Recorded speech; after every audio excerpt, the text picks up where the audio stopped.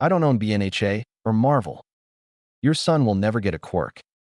The words rang through the ears of young Izuku Midoriya even as his mother drove him home from the quirk clinic. His mother drove in silence while Izuku stared down at his feet, or more specifically, his toes.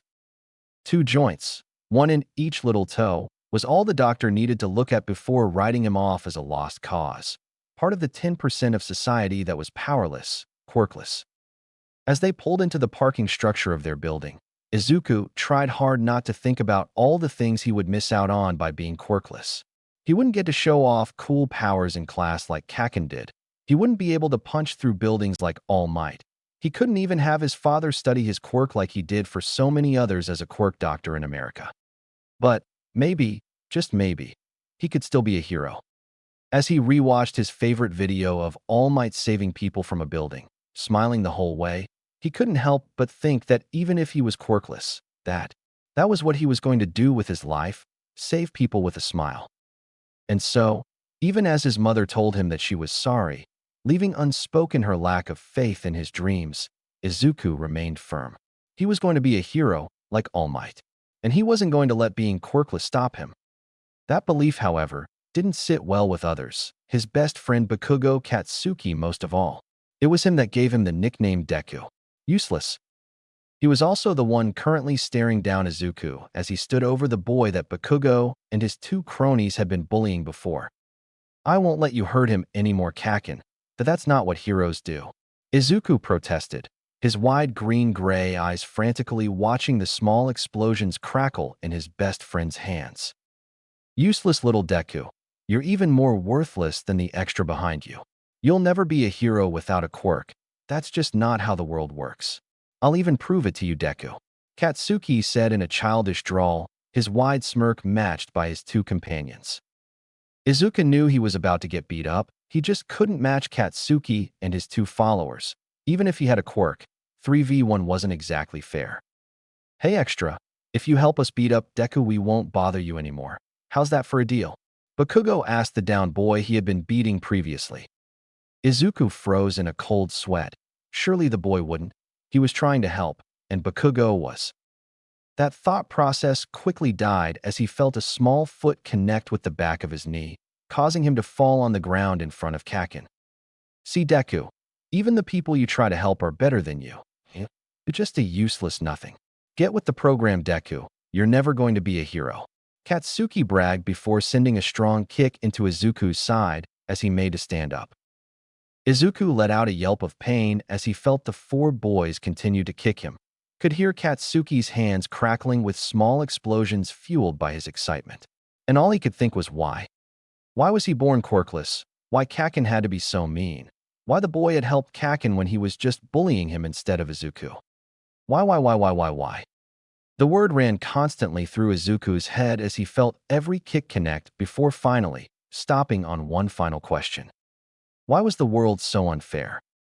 And for the first time in his short life, Izuku got angry.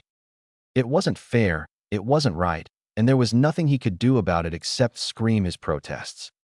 It was bubbling in his stomach, slowly expanding outwards to his skin. The rage he was feeling was all-encompassing. It made him stronger. He couldn't even feel the kicks anymore. All he could feel was the rage building within him, filling him until it burst outwards in a mighty roar. And just like that, Izuku knew nothing more. Across the city, Shota Aizawa was not a happy man. Not only had he been pulled for an extra day shift on top of his usual night shift, he was also forced to partner with Hisashi, also known by his hero name of Present Mike. A good friend, but not a person he would choose to deal with when he was running on less than 2 hours of sleep and the beginning of a bad case of dry eye. All he wanted to do was go to bed, but here he was, parked on a cafe rooftop. "You hear that, Shota? Sounds like they need backup at the park. Let's roll," Mike said before turning and jumping across the rooftops towards the park at the heart of the city. Honestly, why Mike got so excited over what was probably a minor villain trying to kidnap some kid, Shota wasn't sure, but as he followed, he couldn't help but feel this was going to be something a bit bigger. The sounds of sirens going the same direction as himself proved him to be correct. When he arrived at the scene, Aizawa was shocked to see several small-time heroes already laid out across the park, Ingenium rushing about bringing them out of the combat zone to safety. Mike was near the ambulances, sending his sonic blasts towards Death Arms and the slightly smaller figurine that was currently beating him across the park. The villain was smaller than Aizawa would have expected, but that didn't mean anything to their apparent strength. Some of the heroes he saw broken across the ground were known for their strength, if nothing else, and it was clear the only reason Death Arms was lasting this long was because his opponent fought like a berserker rather than with any skill. On top of being just shorter than the average adult, the villain had gray skin, tinged with a faint green, and a wild mane of black hair, also with a faint green tint when the light hit it. It was also built like a mini All Might, that is to say, all muscles, built on top of even more muscle, that still seemed stronger than it looked. Eraserhead, can you shut it down? Mike called over, taking a break from distracting the gray berserker as it again tried to break through Death Arm's guard. A hard stare later, and Aizawa knew he was going to be useless this fight, as the berserker didn't even show a single sign of slowing down or transforming into a person. All the weariness he felt drained away, replaced by determination and a small amount of fear. This was going to be much harder than he first thought. Nothing, I don't think we can take it down as is. We need to stall for someone stronger to get here to put it down. Aizawa shouted back before preparing himself to go in. While he couldn't stop the beast, he could most certainly slow it down until someone with more raw power arrived to finish the job.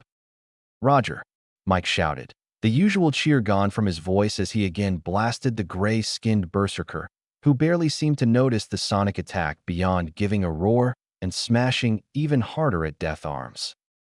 Aizawa quickly leapt in and sent a kick at the side of the berserker's face from behind, and was utterly shocked when it barely flinched, only sending a wild swat backwards and knocking Aizawa into the wall of a building roughly. Careless. No wonder only Death Arms was able to hold this thing off. He was the only one capable of getting enough force in one spot for the thing to even feel his attacks. As Aizawa sat up, he saw a shadow descending from overhead even as the berserker finally landed a solid punch into Death Arm's stomach, sending him flying across the park and through a wall, where he was slow to get up. Before the berserker could pursue his fallen foe, Ingenium sped his way with an assault of speed and powered blows, only to have both his punches caught and his arms broken in a painful grip before being casually tossed aside by the relentless berserker. Fortunately, he was caught by Ryukyu in her dragon form as the number 9 ranked hero descended onto the field, blocking off the berserker from reaching the slowly rising Death Arms. Eraser, help Death Arms. I should be able to finish this guy off. Ryukyu called to Aizawa, who could only nod and acknowledge how outmatched he was in this fight. With the promotional fight between All Might and Endeavor happening in a week's time, at the number 2 hero's insistence, a great majority of the more powerful heroes were 2 cities over and unable to come match the berserker in a timely manner. Only Ryukyu's flight had let her arrive soon enough to make a difference, no matter how small that might be. Already the park was in ruins, and Aizawa could see the injured forms of multiple children being loaded into an ambulance and being driven away from the scene. Whoever this guy was, he was going down. You see what started this? Aizawa asked Death Arms as he helped him get away from the Ryukyu and the berserker squaring off. I was here since the start. Whatever that thing is, it came from inside the park, tearing everything apart and going after some kids. I was the one that gave them enough time to get away, but one had severely broken fingers and another 2 had broken legs. The blonde was worst off, ribs, a leg, and both his arms were a mess in a matter of seconds. Lucky Ingenium was near enough to get them all away while I fought that thing, because even now, it's going after them. And even as Aizawa turned to face the fight between the top 10 hero and the smaller berserker, he could see Death Arms was telling the truth, even as it picked up a fallen tree and tried to club Ryukyu with it.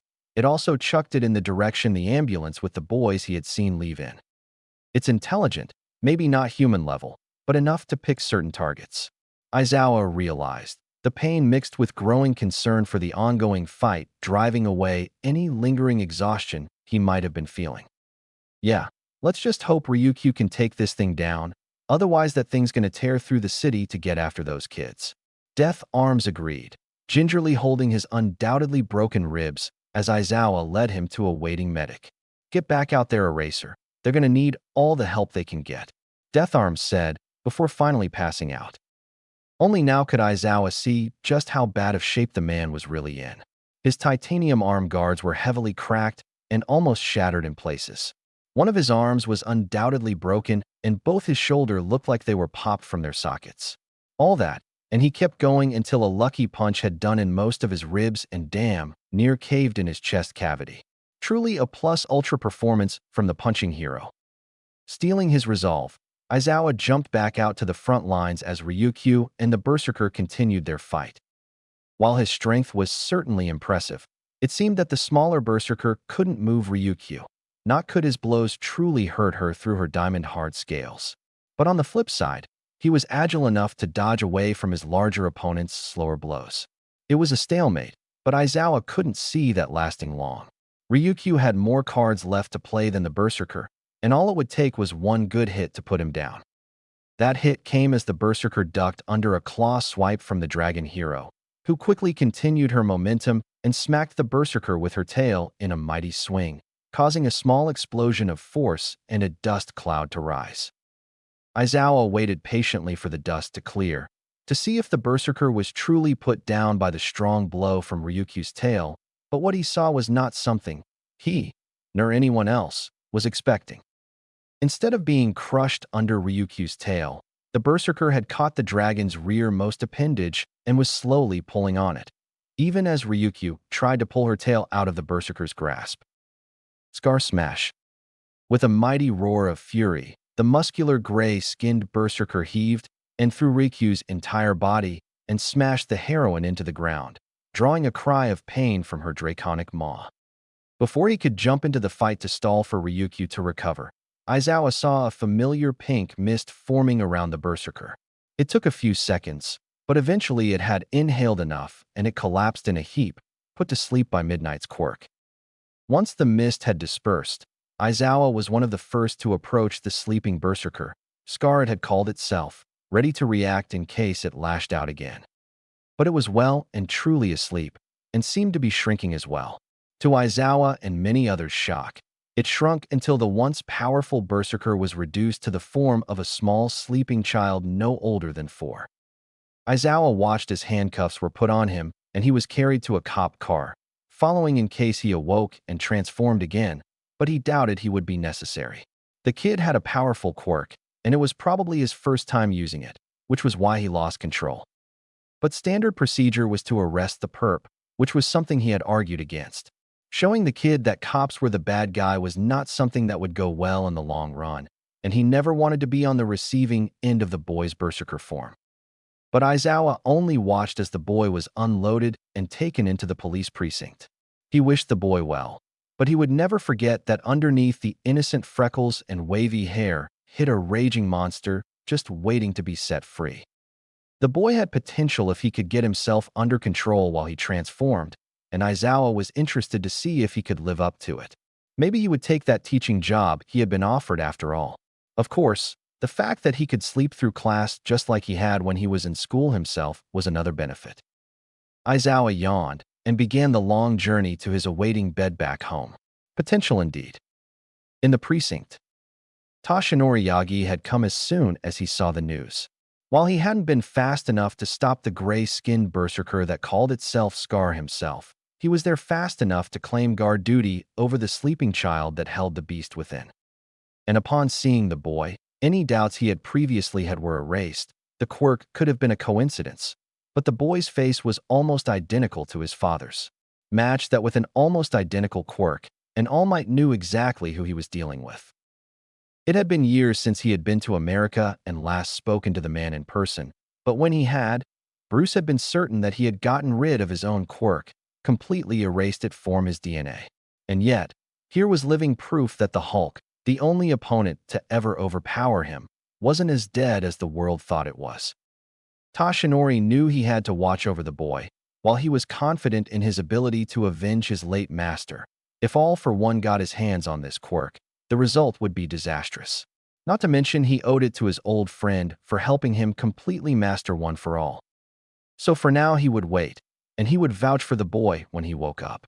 His father had been feared and chained because of his powerful and out-of-control quirk, but All Might would see the boy in front of him become whatever he wanted to.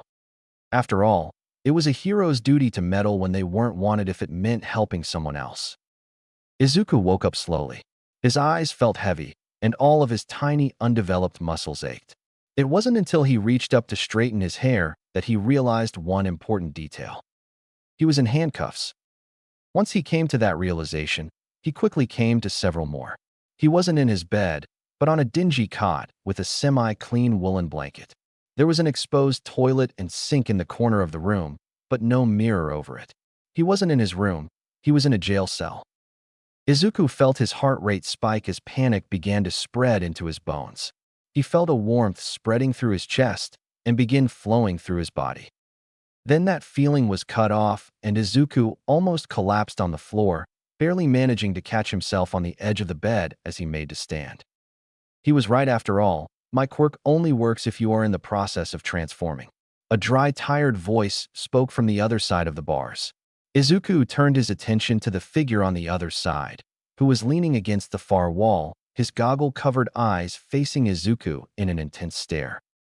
He was dressed in all black and had long black hair that looked like it was constantly ruffled. Around the man's neck was what looked like a long white bandage. If Izuku had to guess, he was still in his early 20s, but the lines on his face made him seem older. "What?" Izuku tried to ask, his voice stumbling as he took in man that looked to be a hero. "Your quirk activated for the first time, sent you on a rampage. You injured several pros and bystanders before you were brought under control. So now you're here until the higher-ups can decide what to do with you," the man said, his voice never wavering from its deadpan. "But the doctor said I didn't have a quirk, that I was quirkless," Izuku said in a small voice, curling into himself as he sat on the old bed. "Well, they were wrong, and there's a hospital ward full to prove it," he replied before falling silent, his gaze still set on Izuku.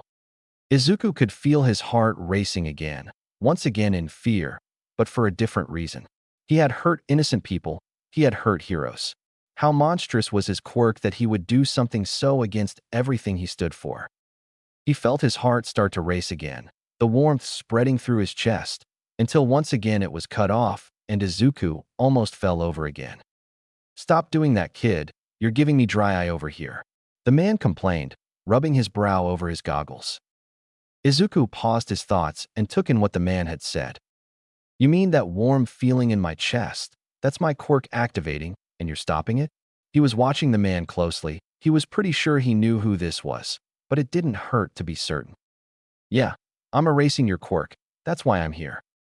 You're Eraserhead, the new underground hero who specializes in ambush tactics and busting crime rings. Izuku felt his heart rate spike in excitement as he gushed about the hero in front of him, the warm feeling once again spreading before it was stripped from him for a third time in as many minutes. "Geez, kid, are you doing that on purpose, or is your quirk just going off on its own?" That cut Izuku off of his rant more than the cold feeling in his chest. "It's my quirk, I guess. I'm not trying to use it," he mumbled out as Eraserhead gave a sigh of resignation. "I thought so, but you'll have to get a handle on that if you ever want to get out of here, because I can't follow you around everywhere keeping your quirk in check." "Eraserhead, is he awake?" a voice asked from down the hall, drawing the attention of both the child and the hero in the jail. "Yeah, are they ready for him, Naomesa?" "We are. You have been requested to stay with us, just in case, though." The voice, apparently belonging to a man named Naomesa, replied, and Eraserhead made his way to the door of the cell and opened it, beckoning for Izuku to follow him out. Of course, Izuku's heart rate spiked, and Eraserhead was once again forced to erase his quirk before whatever it was could take hold. Izuku made his way from the cell, down a series of hallways, and into a small room, where 3 men were waiting for him, with Eraserhead bringing up the rear. The man in the middle and sitting opposite from the table was an average-looking man, dressing in a detective's uniform, the coat hanging over the back of his chair. The second was a tall, lanky man with sagging blonde hair. His blue eyes seemed to go right through Izuku, unnerving him. At first, Izuku thought he was almost skeletal, but under the man's oversized white shirt, He could see a foundation of muscles that rivaled a professional bodybuilder. The last man was older. He had a large white mustache, and his white hair was slicked back. He wasn't of Japanese descent, but the American military uniform pointed to his origins. "Welcome, Izuku," the detective in the middle spoke in a calming voice. "I am Detective Tsukachi Naomasa, and while I would like nothing more than to let you go, there are a few things that need to be addressed first," he explained, his voice soothing Izuku and keeping him calmer than he would have been. Izuku gave a shaky nod, the handcuffs around his wrists making a light clanging sound against the table as he did so. "Is it really necessary to have him in handcuffs?" the blonde inquired, glaring at the offending pieces of metal around Izuku's wrists. "Unfortunately, yes. Until this meeting is over, I am required by law to leave them on," Naomasa replied with a sigh, giving a small glare at the American, who only nodded stiffly. "All right, let's begin then," the blonde said, focusing his attention on Izuku. "Name: Midoriya Izuku. Age 4. 2 months ago you were diagnosed quirkless by Dr. Daruma Ejiko. Our own tests have pulled the same conclusion. There is an explanation for this, however. Yagi, if you would," Naomasa said, gesturing to the blonde. "Of course, detective. Young Midoriya, I have worked with your father, one Dr. Bruce Banner, in America before. He possesses the same quirk you do. In America, he is kept in a government laboratory and under watch at all times in case his quirk activates. He is only allowed to use his quirk when the government deems it appropriate, and they deploy him only in worst-case scenarios." As Mr. Yagi spoke, Izuku felt his head spinning as he took in information he had never known about his father. "Dr. Banner is a friend of mine, and I believe the reason you appear to be quirkless to our tests is his doing," Mr. Yagi continued, his face aging before Izuku's eyes. "Your father hates his quirk and has been experimenting on himself in an attempt to get rid of it.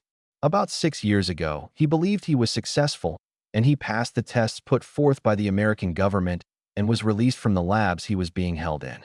I was the one who brought him to Japan to celebrate his newfound freedom, and that was when he met your mother, Midoriya Inko." The more he spoke, the more Izuku couldn't believe what he was hearing.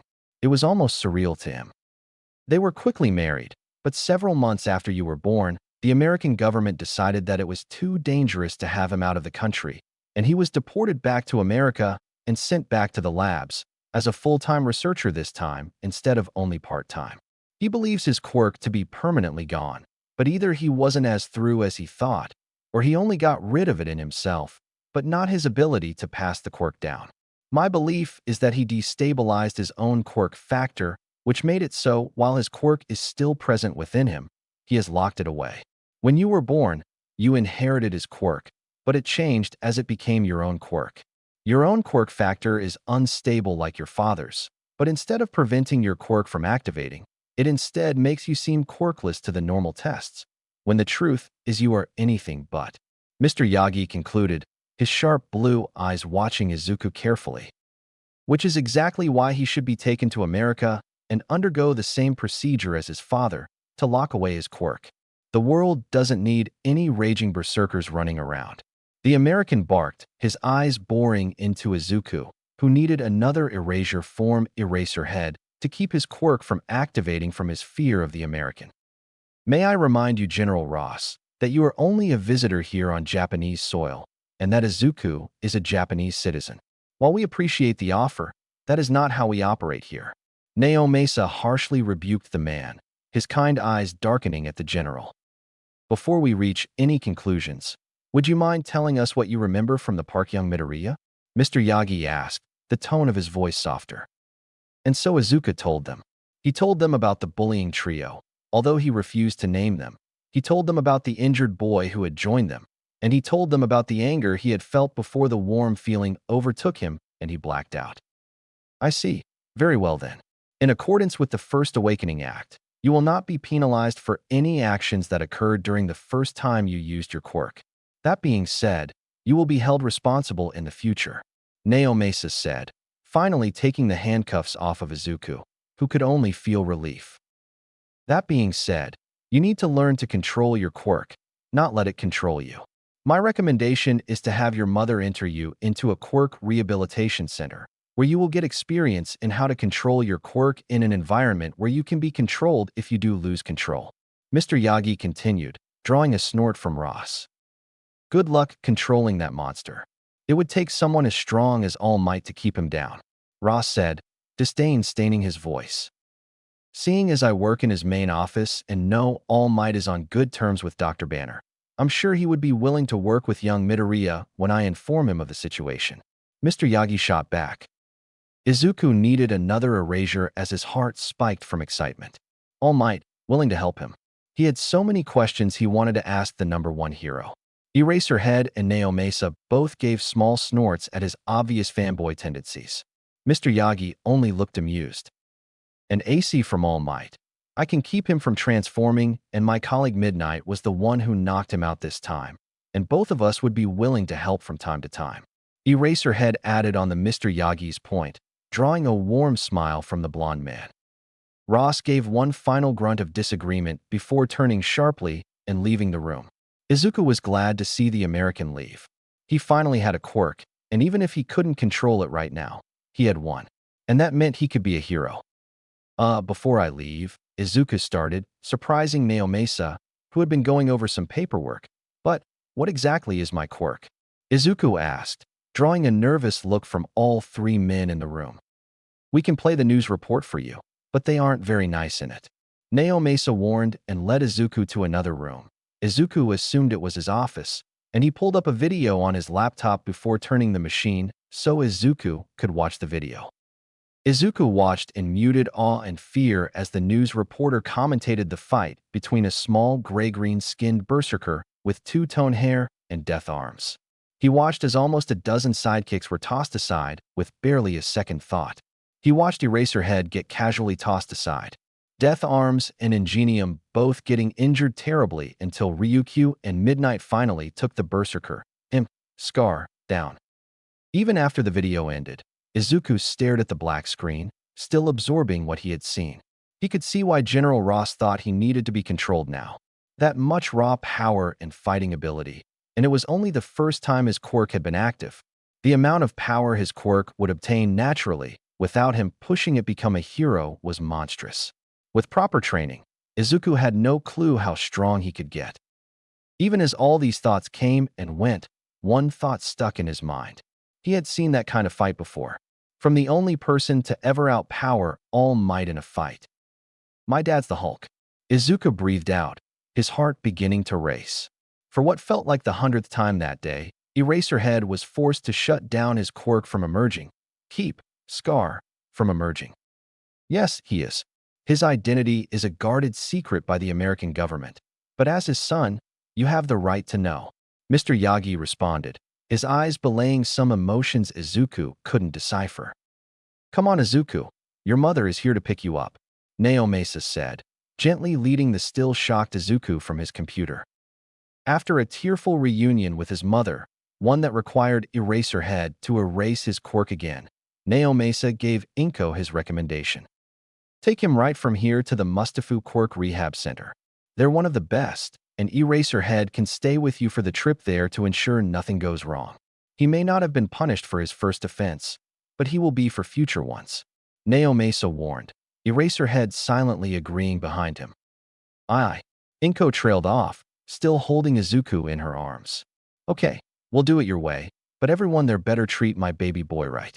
Inko insisted, pulling Izuku closer to herself. It'll be fine. I'll drive you myself while Naomasa finishes the paperwork here, Mr. Yagi offered, giving Inko a reassuring, toothy smile. Thank you, Mr. Yagi, Inko said as they left the precinct, Eraserhead following the mother-son duo silently. The drive was filled with Inko voicing her worries about the facility, while Mr. Yagi reassured her. Izuku just took it all in, still processing the truth of his quirk. Scar was unlike anything he had ever seen. He was untamed wild fury given form. Somehow contained within his scrawny frame lay a sleeping giant. The whole ride over, Eraserhead didn't say a word, but his gaze never wavered from Izuku's own silent form. As they arrived at the large building that reminded Izuku of a fortress, he turned to Izuku and gave him a smirk. You got potential, kid. Now it's up to you to live up to it. And with that, he slipped out of the car and leapt up to the rooftop, where he could keep watch over the building. Izuku held his mother's hand tightly as Mr. Yagi led them inside. There they were greeted by a receptionist, and after almost an hour of paperwork, a nurse came to show Izuku around the facility. "My name is Nurse Anzu. If you would follow me, Izuku, we can get you settled in. Your mother will be back tomorrow with your belongings." The nurse greeted cheerfully, easing some of Izuku's fear. "Izuku," Inko called to her son as Nurse Anzu took his hand and began to lead him into the facility. "You can become a hero, a great hero," she told him, a wide smile on her face, contrasting the waterfall of tears pouring from her eyes. Izuku's whole world brightened as his mother finally said the words he had been dying to hear. The fatigue he had been feeling since he woke up in the jail cell finally fading completely as a new hope took its place. Tears of joy fell down Izuku's face even as Nurse Anzu led him through the facility. "Since you're new here, it's our policy to assign an older sibling if you would," she explained as the walk through the hallway. "One of the patients who has been with us for a time will show you how things work, and if you are here for long enough, you might be asked to do the same."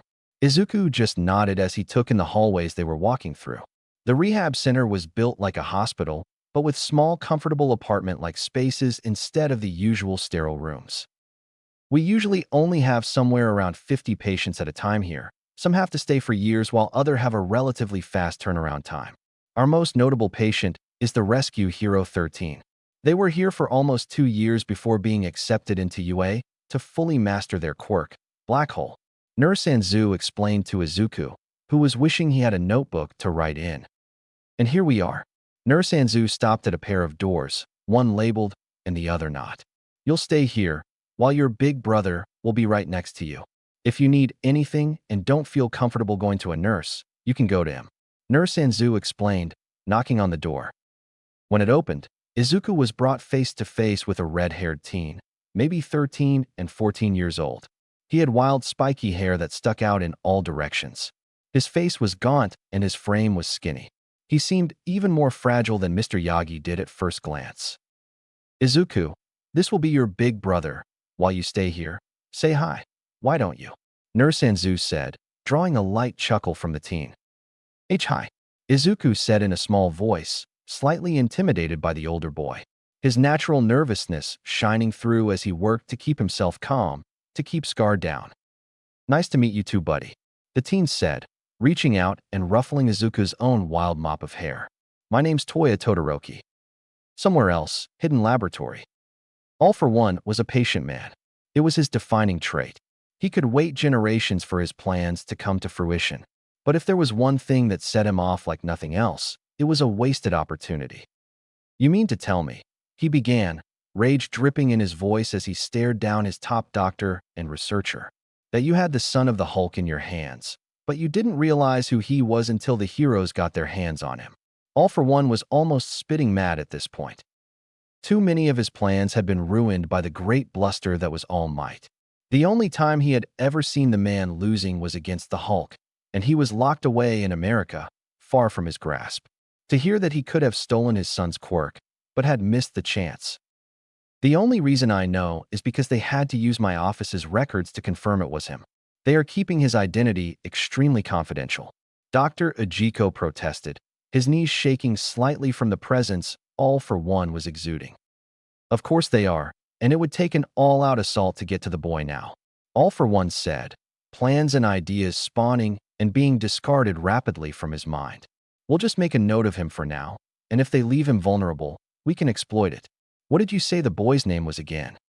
"Izuku Midoriya, but his alter ego identified as Scar." "Scar."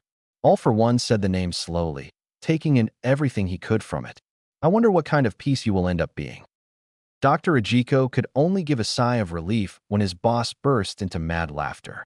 He was off the hook, for now at least. That meant he could get back to his research into artificial creatures. And the vial he had of Midoriya's blood might just give him the tools he needed to finally be successful. The clinic, Izuku found, was both professional and well-equipped to deal with quirks of all kinds. Nurse Anzu's quirk, who Izuku had learned was going to be his personal nurse while he was learning to control his quirk, was perfectly suited to help him. She called it heartbeat, and it was as simple as it sounded. She could affect a person's heartbeat when she looked at them. She couldn't speed it up and slow it down to harmful levels, but she could set it to a stable 75 beats per minute. Incredibly useful to help calm down a potentially frantic patient, and perfect for keeping Scar locked away. Just like his father, Izuku's quirk came out when his heart rate accelerated for any reason. Anger, fear, nerves, excitement. Any of it. And given his habit of growing overly nervous and excited for any number of reasons, the poor nurse had to use her quirk on him multiple times an hour. Because his constant need to have Nurse Anzu alongside him, even for simple things like bathing, which was rather embarrassing for the green-haired boy, he wasn't allowed to meet any occupants of the hospital except for his assigned big brother, Toya. Toya was rather apathetic towards Izuku. He would lead him around, eat with him, and answer any questions Izuku asked him, within reason. But Izuku could see the boy was actively trying to keep a level of distance between the two of them, and Izuku hadn't worked up the nerve to ask the teen why. It was only after a month of observation that Izuku was brought into the heavily fortified training room, Pro Hero Midnight behind him, that he was allowed to use his quirk again. The goal was to see how much control he had over his second form, over Scar, when he voluntarily transformed instead of transforming in a moment of desperate rage. To say that the test went poorly was an understatement. Izuku was able to bring Scar to the surface easily enough. Without Nurse Anzu's quirk to hold his heartbeat steady, Izuku had more than enough anxiety to trigger the transformation. He felt the same bubbling sensation build in his stomach, felt it expand into his muscles and skin, then he blacked out. When he awoke an hour later, he learned that once he transformed, he had flown into a rampage that put dents into the 2-foot-thick steel walls almost instantly. On top of that, it took longer for Midnight's quirk to knock him out, which led the doctors to believe that even after only a single exposure, he was building a resistance against it. The next test was to see how mental quirks interacted with him while he transformed. A doctor with a mind-reading quirk was brought in to try and read his thoughts while he transformed. He passed out after only a few seconds in Scar's head while he rampaged through the sealed training room, and upon waking declared that Scar was a savage manifestation of Izuku's rage-given form, his ID, and that under no circumstances was he going anywhere it ever again, nor did he believe that Izuku would ever have any level of control over it. With that disheartening news, Izuku slowly made his way to lunch with Toya, who was fresh from his own testing session. Izuku could always tell when Toya had won from the shaking in his hands, the red in his face, and slight scent of burnt flesh that accompanied him. The two ate in silence for a short while before Izuku broke it, his eyes shining with emotion that Nurse Anzu was forced to slow with her quirk from the next table over. Toya, do you think I can be a hero, even if all my quirk does is lash out and hurt people? Izuku asked his assigned older brother. Toya paused in his meal, clearly thinking over the question as he chewed his mouthful of food before setting his sandwich down. Lash out, you said? Then just point at what needs a beating. Don't even have to worry about collateral damage either. God knows heroes break just as much as villains in a fight, Toya said, his voice lacking emotion as usual. But how do I do that? Every time I try to use my quirk, I black out. Izuku countered, looking for any kind of reassurance in Toya. Exposure and experience. Only way to get good at using a quirk is to use it. Once you've been here for a few years, you'll realize that all this place does is give you a place to do that without endangering others, and a weakness in your own quirk to exploit and work with instead of against. The doctors are more like scientific wardens, honestly. Toya's response was dry and blunt, his features as flat as his tone as he spoke. Is that what you do? Practice your quirk to control it? Izuku asked, wishing he had a notebook to take notes on Toya's quirk, his building excitement forcing Nurse Anzu to use her quirk on him again. I'm a little different, Toya drawled, dragging the words out, his eyes falling away from Izuku and focusing on his food again. The green-haired half of the conversation waited until Toya continued. My quirk isn't suited to my body. My parents have vastly different emitter quirks, and I got stuck with my old man's emitter quirk, but my body is suited more to handle my mother's, Toya said, being intentionally leaving out most of the information. So when I use my quirk, it not only hurts like hell, but slowly kills my body the whole time. So you're trying to learn to use it without damaging yourself to be a hero? Izuku asked, his tone picking up with excitement even as the nurse kept his heart rate steady. Toya let out a throaty cold laugh at Izuku's enthusiasm behind the question. You sound like my little brother with all the hero talk. You two would probably get along if you ever met. Toya said, rising from his seat, completely ignoring Izuku's question and walking back to his room. Izuku took his lack of answer as determination for himself and put his full effort into controlling his quirk, to at the very least stay conscious while he was transformed. But no matter how hard he tried, no matter how much effort he put in, from the moment he transformed, he completely blacked out. But no matter how many times he tried, no progress was made. Every test was the same. Enter reinforced room, transform, and lose control. Scar gets knocked out by knockout gas that kept rising in potency each time he was called in. Until, shortly after Izuku's 7th birthday, just over 2 years since he had first awakened his quirk, change came. Not in Izuku, but to the facility as a whole. Izuku was resting in his room after another Scar test when the explosion shook the building. Instantly, Nurse Anzu was by his side, calming his heartbeat before it was too late, and he began to transform. Even as the staff did their best to keep the patients away from the blue flames that ravaged half the building, that couldn't stop them from speculating what had happened. And it was Izuku who knew. It had only been a week ago when he had convinced Toya to finally show him his quirk. The heat he had felt at seeing the powerful blue fire Toya held carefully in his hands as he smirked at Izuku's fascination with his quirk. Izuku had been happy. He finally got to see Toya's awesome quirk, until Toya was handed a letter. Izuku watched Toya's face fall into sadness, anger, and finally acceptance before he burned the letter with his fire, his face set in an expression Izuku didn't recognize on the apathetic older boy. That had been a week ago, and Izuku hadn't seen or heard anything about Toya until this. Toya, he muttered as he watched the blue fire spread as more people were evacuated from the burning building. Su, you know what happened, care to spill? A cheerful voice from behind him cut off Izuku's inner rant as he felt someone jump onto his back, their voice tickling his ear. Izuku had a moment of panic and Nurse Anzu once again kept his quirk down with her own. That's enough, Toga. We won't get any answers if you give him a heart attack. A second more serious said, causing the owner of the first voice to jump off of Izuku's back with a pouty groan. Now that he was free to move again, Izuku turned to face the two voices. The first was a boy with a bird's head. Black feathers like a crow's spiked backwards and a yellow beak dominated his face. Although his hands were perfectly normal, he was a little shorter and thinner than Izuku, but he was clearly more confident standing his ground. The second voice, the one that jumped on his back, was a girl with cat-like features. Izuku could see her yellow slitted eyes gleaming with mischief, and her wide grin showed off her large pointed incisors. Her messy sandy blonde hair was held in a short Heim cut.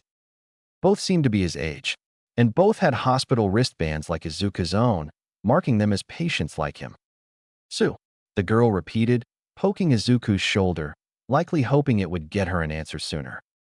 The blue fire, my designated older sibling Toya's quirk, was blue fire. Izuku said softly, the shock of seeing Toya's quirk out of control like this finally fading as the implications settled in. Toya had always said even using his quirk hurt him. If that was true, just how much damage did Toya do to himself to create this firestorm? I see. It wouldn't be the first time a patient has lost control, but this is to a scale I thought impossible. The bird boy said, his voice even despite the circumstances. I'm Himiko Toga, the cutest person in the whole hospital, and you might be second. The girl greeted Izuku, her fanged smile seeming to widen at his discomfort even as she stuck out her hand to him. Izuku Midoriya, he said quietly, somewhat put off by Himiko's forwardness, his lack of experience talking to people and nerves shining through. Forgive her, her quirk means she isn't quite all there sometimes. I am Fumikage Tokoyami. Unlike the overexcited girl, Fumikage's personality was much more toned down. Don't mind Fumi. He gets a bit grumpy when his schedule changes. Izuku was thrown off as a bird-shaped shadow emerged from Fumikage's stomach and spoke to the green-haired boy. And this is my troublesome quirk Dark Shadow. Fumikage continued, ignoring the protests from the shadow. He doesn't seem too bad, Izuku said carefully, watching with fascination as the shadow turned and acted autonomously from Fumikichi. I know, right? I'm an angel. The shadow agreed with Izuku. Until it gets dark and you start trying to eat people. Fumikichi countered, glaring at the shadow until it retreated into his chest. Well, that escalated quickly. And I drink sweet, sweet blood and turn into different people. It's so much fun. Himiko chimed in, pulling Fumikichi into her side with a cheer. It also gives you a disproportionate fascination with blood, Fumikichi added in a bored voice, clearly used to Himiko's antics. What about you? What makes you go tick-tick-boom? Himiko asked Izuku, ignoring Fumikichi as he extracted himself out from under her arm. I kinda sorta lose control and turn into an enormous green rage monster, Izuku admitted, rubbing the back of his awkwardly, retreating into himself slightly. The only thing keeping himself calm at this point was the presence of Nurse Enzu behind him, ensuring Scar was locked away. Izuku shuffled awkwardly for a moment, becoming increasingly aware of the chaos going on around the three children as emergency responders and heroes came and went from the building. Before the silence could grow to the point of being awkward, Himiko's smile widened, if that was even possible, before she responded. You know what, Freckles, I think we'll get along just fine. A grunt and nod from Fumikichi lifted Izuku's spirits as he looked at the duo. It seemed like, for the first time in a long time, he had friends. All Might POV. It had been a few years, but Toshinori Yagi hadn't forgotten about his old friend's son. After the recent fire from another patient's out-of-control quirk, he figured he had waited long enough. Almost a month after the fire, he made an appointment with the hospital to see if Izuku could control Scar with a live target present. All Might watched as Izuku was led into the heavily reinforced room and had the situation explained to him. All Might watched as Izuku's expression went from interested to worry to pure awe as he stared at All Might's muscular form grinning at him from across the room. When you are ready, young Midoriya, I will only defend myself if you cannot control Scar, but have no fear, I can most assuredly handle him. All Might told the boy, subconsciously setting his feet in a ready position as Izuku took a deep breath and held it. Izuku's skin rippled as he grew before All Might's eyes. Like Izuku, Scar had grown over the years. Compared to Izuku's natural lanky 4-foot frame, Scar towered over that at almost 6 feet of pure muscle, but still shorter than All Might's own 7+1. From the footage All Might had seen, he had originally assumed that Scar's skin was a gray-green, but he could now see that, while one might see shades of gray, Scar was a pale olive green. His hair was long and hung loosely past his neck as a simple flex of his muscles shredded the shirt Izuku had been wearing. That was the only warning All Might got before Scar launched himself forward at All Might, letting loose a berserker yell as he tried to deck the #1 hero in the face. All Might was more than capable of ducking under the wild blow and landing a few soft strikes of his own into Scar's chest and gut. Soft as in they didn't break any bones. The green berserker was still sent flying across the room. Control it, young Midoriya. Try and at least direct Scar as he strikes. All Might tried to get through to Izuku as Scar rose and charged again. It was all for naught though as Scar continued his blind assault on All Might, who used increasingly stronger and stronger blows to fend him off. After almost 20 minutes had passed, All Might decided to call it quits. It was clear Izuku wasn't making any kind of progress controlling what the hospital referred to as his manifested ID. Shooting forward much faster than he had been moving earlier, All Might landed a knockout punch into Scar's stomach, causing him to hunch over onto all fours. Surprisingly, Scar managed to stay conscious for a moment as he looked up and glared up at All Might, his green eyes shining with rage. Next time, Blondie. Scar's voice was deep and gruttle, clearly not often used for much more than raging yells. But the fact that Scar could talk, string together words in a manner that made sense was a shock for most of the doctors as they rushed into the room to check on Izuku, as Scar's muscular form faded into the 7-year-old child. All Might wasn't nearly as shocked. Once again, Izuku's quirk proved to be very similar to his father's. Scar wasn't some manifestation of his ID and anything like that. Scar was his own person, one with his own goals and strengths. A sentient quirk, the most troublesome kind of quirk. Well, that was progress, the lead doctor said to All Might as the two watched Izuku get carried out of the room. Yes, and hopefully the understanding that Scar is sentient, not an ID, will help him control him eventually. All Might agreed. I know you are very busy as the #1 hero, but would you mind coming in the future, All Might? The doctor asked as the duo left the room. I have a feeling Scar will only work with us, with Izuku, if he can fight.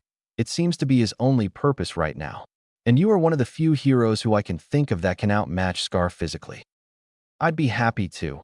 Young Midoriya wants to be a hero, and if he can learn to control Scar, then he'll grow to be a damn fine hero. All Might agreed before heading out of the Quirk Hospital. What he didn't say was he was concerned. He had to use 50% of One for All to keep consistently with Scar, and the only reason that wasn't higher was because all Scar did was blindly charge. That kind of power drew interest, and while only the government knew about it at this point, that wouldn't last.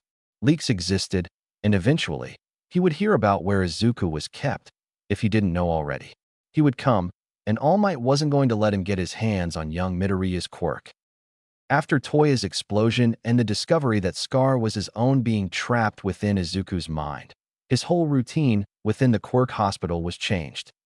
Instead of being kept away from other patients like he had been, he was encouraged to build his own personality up, build bonds with the others around him.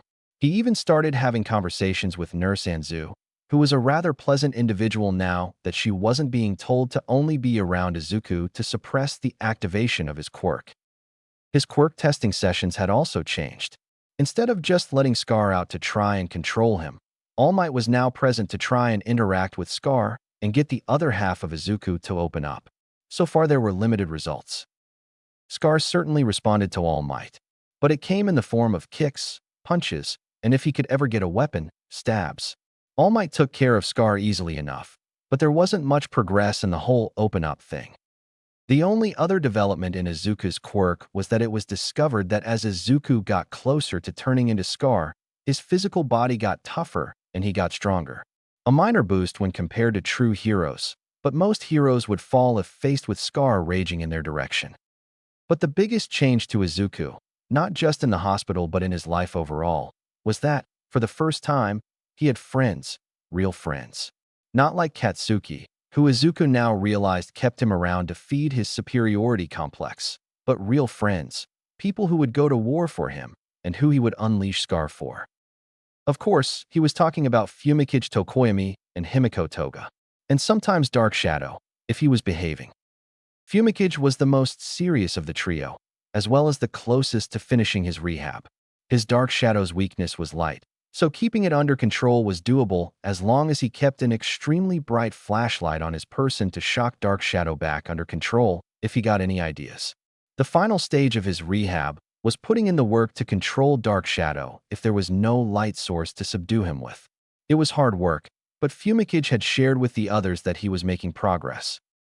Himiko was the wild child of the trio. She was the one who replaced all the toilet paper in the hospital with the doctor's paperwork, the one who set off the sprinkler system at least once a month for fun, and the one who had the most trouble controlling her quirk. Himiko's quirk was called Transform, which hid the true nature of the quirk. While she could transform into other people, she had to drink their blood to do it. While a harmless quirk on the surface, if off-putting because of the blood, Himiko's quirk also gave her an obsession with seeing blood, most specifically, other people's blood. She had attacked another child on the playground as her quirk's desire overwhelmed her, so her parents shipped her here until she could control it. She usually worked with the pro-hero Vlad King, whose quirk let him control his own blood and survive even fatal blood loss. It was the only time when Himiko was allowed to see blood, her own or anyone else's. She was kept away from any sharp objects like Izuku was kept from letting his heart pick up. Izuku rounded out the trio with his wild enthusiasm for heroes and desire to control the power his quirk held. While Himiko and Fumikichi only wanted to learn enough to be let out back to the real world, Izuku wanted to control every aspect of Scar. To use the Berserker to be a hero. It was inspiring to the duo that had been told their whole lives that their quirks were unsuited for heroism. The three were always hanging out together, whether it be pranking led by Toga, More peaceful activities like board games that Tokoyami insisted on, or watching heroes and analyzing everything they did, which was Izuku's obsession. That time spent together in rehab was the happiest Izuku had ever been. But it all came crashing down when good news came to Fumikichi. Shortly after turning 10, the raven-headed boy finally had enough control over Dark Shadow to be released back into the world. It was a tearful goodbye for the trio, but as he left, Fumikichi had a last piece of advice for Izuku. As much as you want to control Scar, he doesn't want you to control him, the same as Dark Shadow and I. Work with him, Izuku. He might surprise you. It wasn't long after that Izuku finally learned how to do something while Scar was in control. Scar was still very much the raging berserker, but Izuku's older mind had finally developed enough to exert the smallest amount of control over him. He could direct Scar, force him to target one thing over others. Of course, Scar wouldn't stop attacking, forcing Izuku to direct his anger into the ground when they ran out of targets and pretend villains. The only target Izuku couldn't direct Scar away from was All Might. Whenever the number one hero was around, Scar completely shut Izuku out and hyper-focused All Might of his own volition. From All Might's explanation, it was a trait similar to his father's Hulk. The desire to be the strongest by beating the strongest. To be the strongest alive. But it was a step forward, it was control. And it meant that Izuku's goal of using Scar to be a hero was just that much closer. And it was that realization combined with Fumikichi's leaving that hurt Himiko. It was after another successful training session that Izuku found his best friend curled up in the corner of her room, hugging her pillow with her knees pulled up to her chest, silent tears falling from her eyes. Izuku was quick to sit beside her and throw his arm over her shoulder. After all the times Himiko had glomped him, he had long since overcome his nerves around the opposite gender. He didn't ask her why and say anything. He just let Himiko open up to him. How can you do it, Izu? You are getting more and more control over Scar, and Fumi already is back in the world, but here I am, making absolutely no progress whatsoever. Himiko finally said after a long wait. Long enough that Nurse Anzu had left the two of them to their privacy. It was a question that Izuku hesitated to answer, his quirk knowledge working at a fast pace as he considered sharing what he was almost certain was Himiko's answer. It was several minutes of silence before Izuku finally answered, mentally going over his calming exercises. I think you are doing everything you can, Himiko. It's not that you are doing anything wrong, but that you're working towards the wrong goal. You need blood to use your quirk, other people's blood. To never want blood, like the doctors are trying to get you to do, means you have to never want to use your quirk. But you want to be a hero. Just like I do, and just like Fumi does. You want to use your quirk, but everything they are telling you here goes against that. It's hurting you a lot more than it's helping you. I don't know what it is you need, Himiko, but I know that if you want to be a hero, you are going to have to use your quirk, and that's not something the doctors want. Izuku responded, watching Himiko's reaction carefully. It was a conclusion he had come to after watching various doctors work with him and hearing about what treatments Fumikichi and Himiko got. It was an ugly truth, but it was one Izuku had come to accept. Quirks that had power were valued much higher than other quirks. It was why everyone had praised Katsuki when they were children. It was why Endeavor got away with massive amounts of property damage when he fought. And it was why he and Fumikichi had received so much help and freedom when working to control their quirks. Compared to them, Himiko was being shoved aside. Instead of learning to use her quirk, she was being forced to suppress everything about it. And it was hurting her. As time passed, she was smiling less, pranking less, and spent more and more time staring at people's wrists, the place that bled the most when cut. She was torn between wanting to use her quirk to be a hero and being taught to reject her quirk, and it was driving her towards a psychotic break. And that wasn't something Izuku was going to let happen. He remembered what happened to Toya. He had seen the older boy shut himself away slowly until he finally snapped and exploded in a blue blaze. Himiko was his best friend, closer than the more reserved Fumikichi, and actually cared about him unlike Katsuki had. Even if it would get him into trouble, he would do his best to do what he thought would help his friend, even if it meant breaking rules. After all, wasn't it a hero's job to butt in when they weren't wanted? While Himiko was digesting Izuku's words, he quickly raised his hand to his mouth and bit his thumb hard enough to draw blood. Himiko froze when she saw her best friend's precious blood spilt in front of her, glistening droplets resting on his thumb. It took all the self-control she had been taught by the doctors to not jump on Izuku's hand to get the blood she had been denied for years. Drink it, Hime. Your quirk is a part of you, not something you reject. Scar is a part of me. Dark Shadow is a part of Fumikage, and your quirk is on your blood. You can be a hero with your quirks. Even if some people might tell you otherwise, you are strong enough to not hurt innocent people because you want their blood, and you will be strong enough to fight the bad guys for those people who might look down on you because of your quirk. Izuku's words were enough to break through Himiko's resolve, and she quickly has his thumb in her mouth, sucking whatever blood she could get for the first time since she had entered the quirk hospital years ago. She looked up at Izuku's small smile with big eyes, her thirst for blood sated for the first time in years. And by her best friend, a boy who had just as much of a struggle with his own quirk as she did, taking the time to do anything he could to help her, to be her hero. In that moment, Himiko knew Izuku would be a hero, no matter what anyone said. It was just who he was.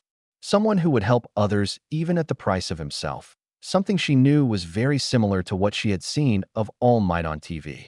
That was what it meant to be a hero, she realized, helping others, doing what was right, even if there were consequences. She knew Izuku would get into a lot of trouble if he was caught giving her blood, but he did it anyway because he thought it was what was best for her. And he was right. Already Himiko could feel the intense desire for blood ebbing away from her mind, allowing her to think more clearly than she had in a long time. After detaching from Izuku's finger, Himiko gave him a big smile. Not one of the goofy ones she shared after a prank, but a genuine smile.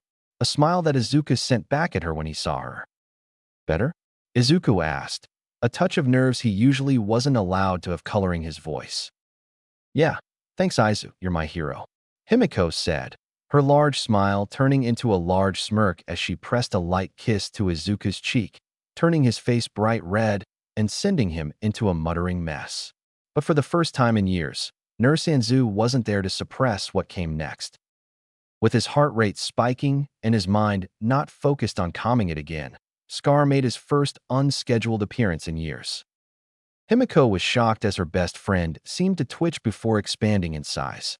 His muscles ripping out of his hospital shirt and his pants barely stretching enough to stay on him.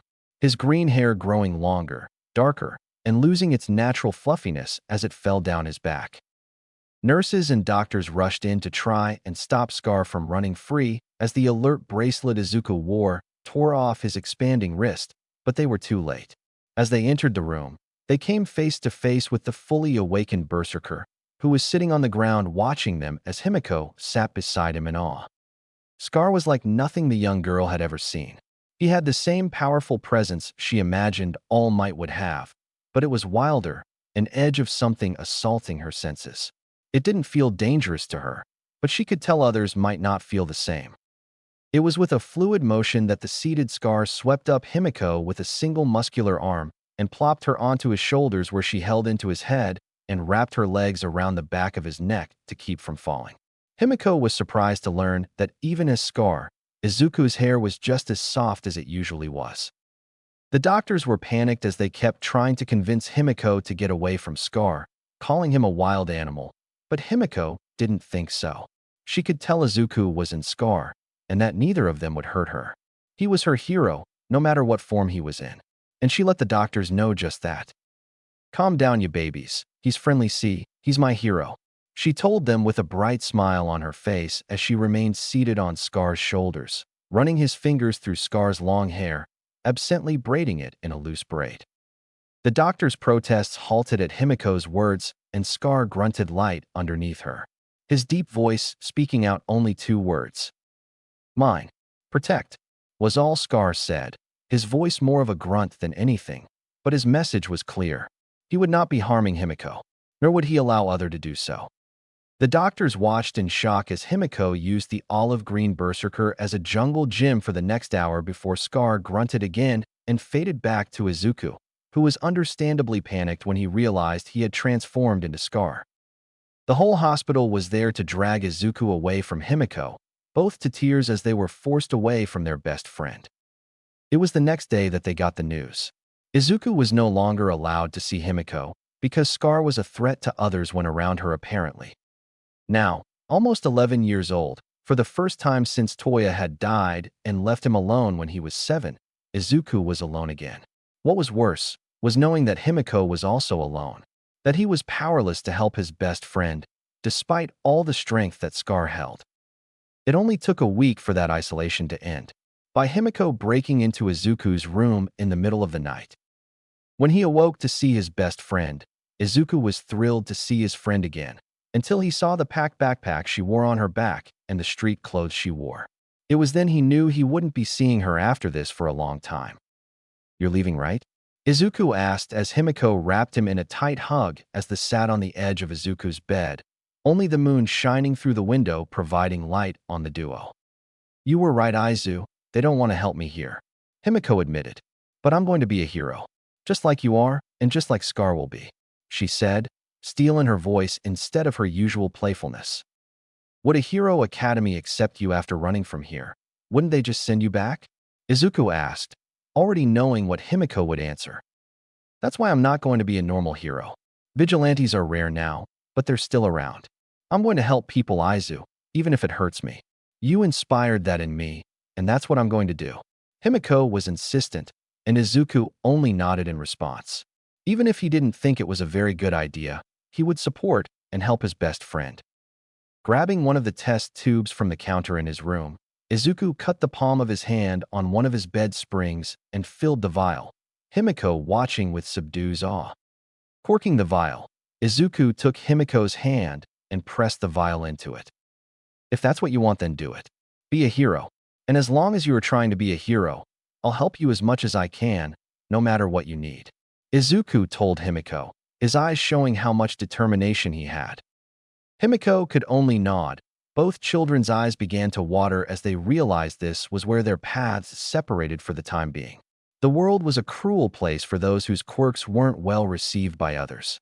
They were forced to face the cold truths of the world much sooner than others.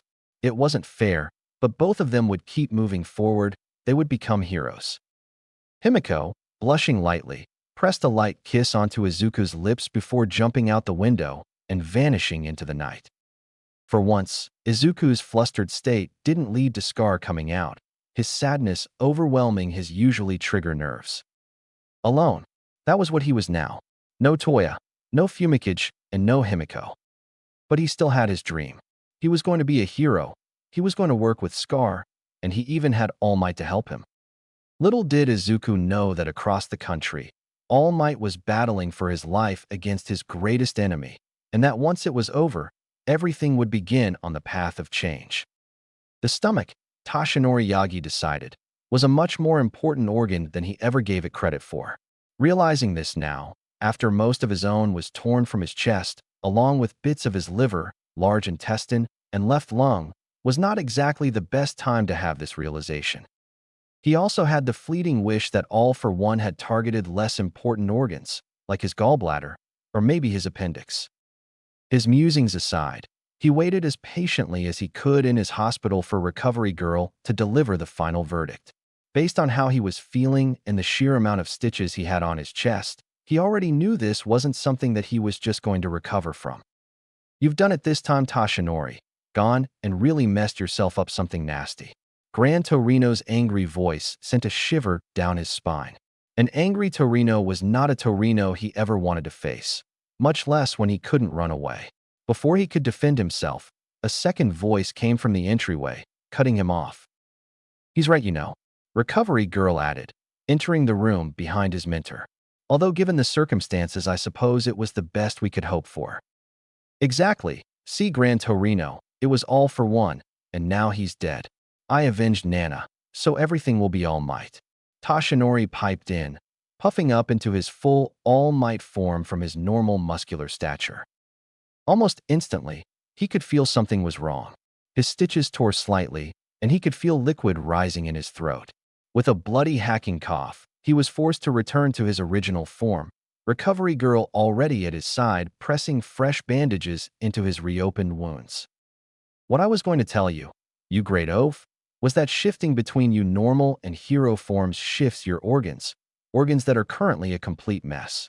And even if you were to wait until the scar tissue completely formed, you would still be damaging yourself every time you shift because your body is trying to arrange and expand your organs in a set pattern, a pattern that doesn't account for damage like this. Recovery Girl's voice got steadily louder as she berated the #1 hero who was busy trying to keep himself from choking on his own blood. You got two choices, Toshi. Neither of them get you back to 100%. Gran Torino, as All Might finally felt the blood rising in his throat. You either have to take the next few months off for scar tissue to form, and we can get a baseline for your injuries and see if there is something we can do about the damage, a transplant or something similar, or we can operate now, before the full tissue forms, which will put you on your feet in a few weeks, but there might be side effects. I am already certain you won't be able to do as much for as long anymore. You finally fully broke your limits, brat. Gran Torino explained as his student took in the information. As much as All Might wanted to be back on his feet and helping people as soon as he could, he knew both his mentor and Recovery Girl would chain him to the bed and have Aizawa watch over him to make sure he couldn't escape. I'll wait and let the scar tissue form.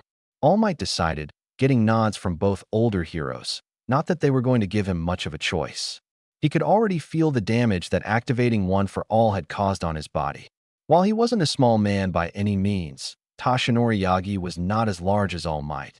The muscular form was something he had stumbled upon just before graduating from UA, and he was grateful for it, giving him a way to hide from hordes of fans and the press. He enjoyed working with people, but damn it, he needed time without them too. Rest well for now, Toshi. Nana would be proud of what you accomplished. And with that, Gran Torino left, All Might smiling softly at his mentor's back as he left. There would be consequences in the aftermath of his fight. The clock was on for him now. He always knew one day he would retire and pass down One for All, but it had always seemed so distant. Now that deadline was going to keep in his every waking thought until he found someone he felt fit the bill, someone who could take all the strength and become the next pillar. But those were thoughts for another day, Toshinori decided as he settled back into his hospital bed, faintly noticing several doctors re-entering his room to check on his stitches. For now, the #1 hero would sleep in assurance of his victory. Elsewhere, hidden laboratory. It had taken most of Dr. Ejiko's considerable skill and a great many regenerative quirks to ensure All for One survived the damage All Might had dealt to his body. He did survive, miraculously enough, but he would never be the same. Regrowing the top half of his head from the pulp All Might reduced it to had been near impossible. Doing it completely correctly was never going to happen. Both his eyes and nose had improperly formed, making it impossible to see and very hard to breathe. But his brain was safely restored without lasting damage done. As he lay with tubes connected directly to his lungs, he pondered the future. After years of ruling over the underworld, his crime empire lay in ruins just as his body did. All Might had taken everything from him. His little brother's legacy had stripped him of almost everything he held dear. But there was still the future to plan for. He wasn't going to make a comeback from his injuries, not unless a god like Healing Quirk stumbled into his lap, and even then, he would have to have the doctor cut away all the scar tissue that was rapidly forming over his many wounds. But while his time as the king of villains might be coming to a close, so too was All Might's time as the symbol of peace. He knew he had damaged the man greatly, probably not enough to kill him. The great brute was far too stubborn to die from something like a fist through the chest, but he was just as crippled as All for One was now. The two had maybe one big battle left in each of them before their bodies simply couldn't hold the power they contained any longer. And that was all there was to it. For All Might, that meant finding the next inheritor of his quirk, the next hero determined to end him, the next pain in his ass. The idea of a successor of his own had long stewed in All for One's mind. To pass his own quirk down to a student. But with his quirk, it just simply wasn't possible. No human except himself was built to handle as many quirks as he had acquired. Not even the few spawn he had produced over the years could hold more than a few quirks before their brains turned to mush. It had been years since he determined that despite the rapid evolution of humanity, the body could only handle so much. Even those with extremely adaptable bodies could only handle 3 quirks total. Their mind began to break down. All for One was the exception, allowing his body to adapt and hold as many quirks as he wanted. One for All was another exception. Instead of allowing the user to use the quirks stored within, it converted them into raw power for the user to apply in their own way. But the idea lingered, despite his past dismissal of the concept. A successor, a villainous figure that stood above the rest, a soul that wanted nothing more than destruction for destruction's sake, backed by the power to crush his foes underfoot. Another chance to rule Japan without his greatest mistake running around yelling smash like that great green American brute. All for One felt his memory spark as he remembered a report the doctor had brought in years ago.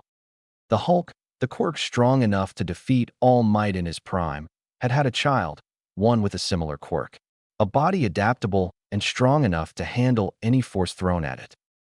His first thought had been to use Shimura's grandson as his successor.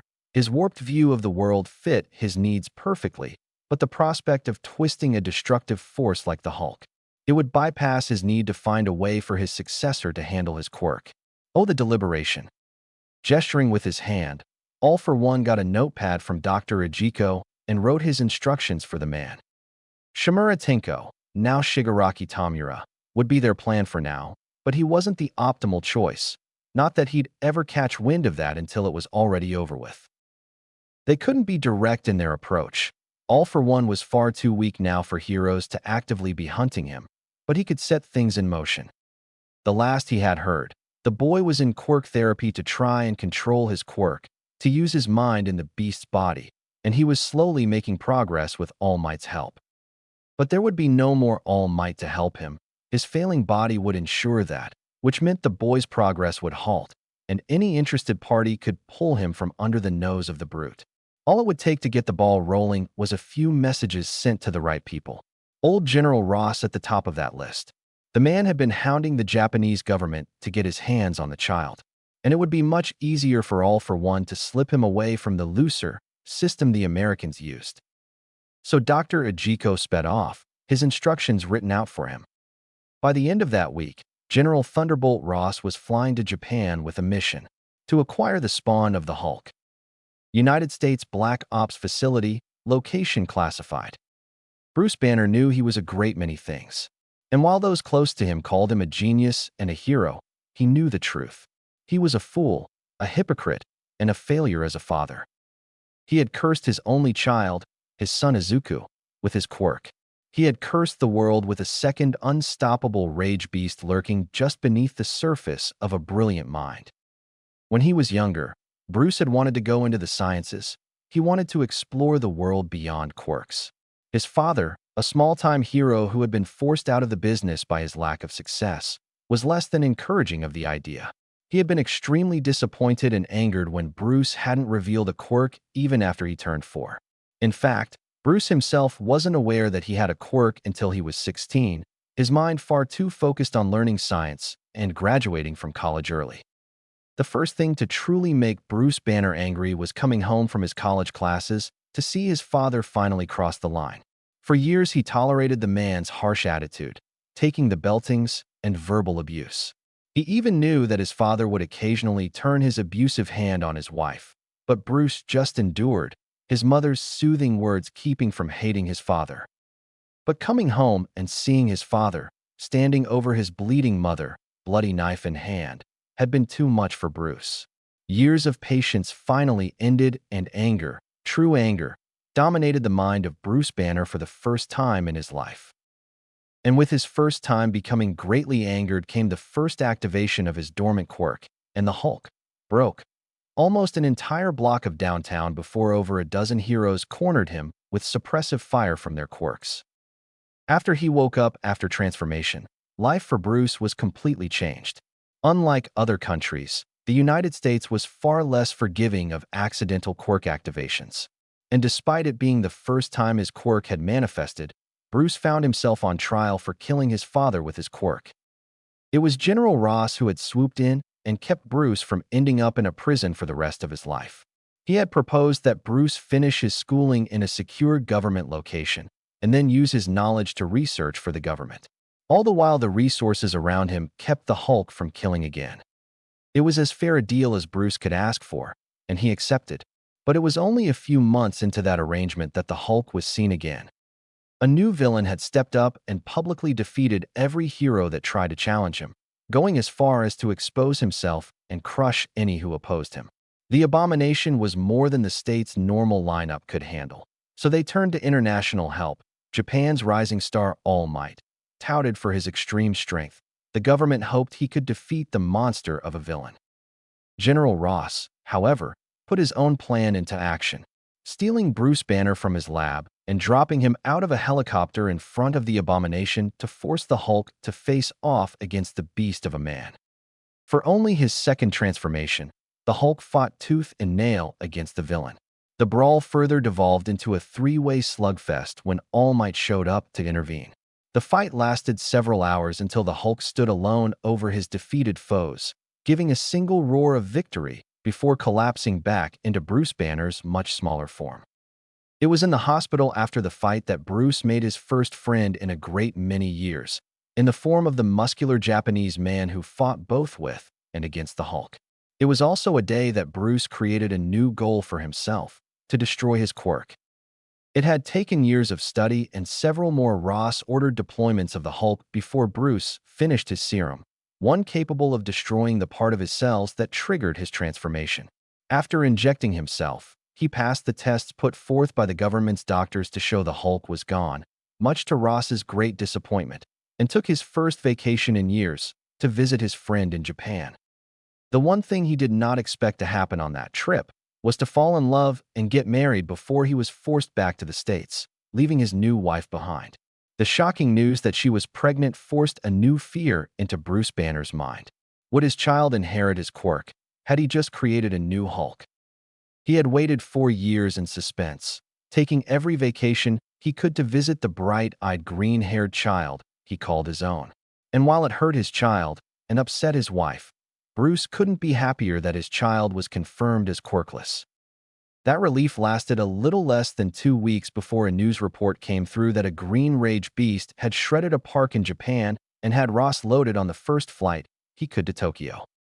He had been relieved when his friend Toshinori had called to assure him that Ross wouldn't get his hands on his son, that Toshinori would teach him to control his quirk the way Bruce never had.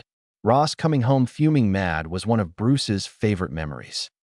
And he had left it at that, letting Toshinori work with his son, never reaching out once to his own child, whose whole world was probably just rocked by his quirk's awakening, and realizing just who exactly his father was.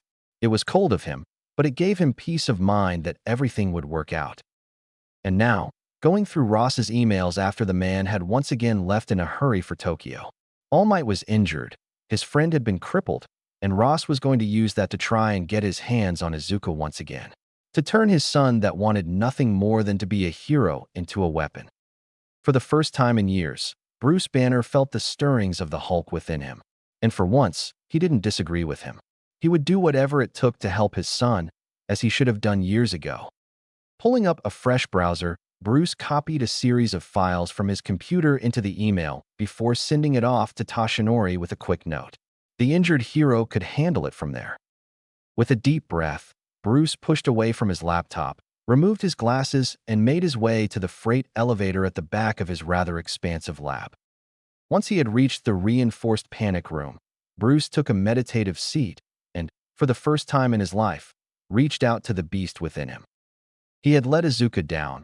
He had been kept away from his son for years. He wouldn't even know what his son looked like if it wasn't for Toshinori. That ended now.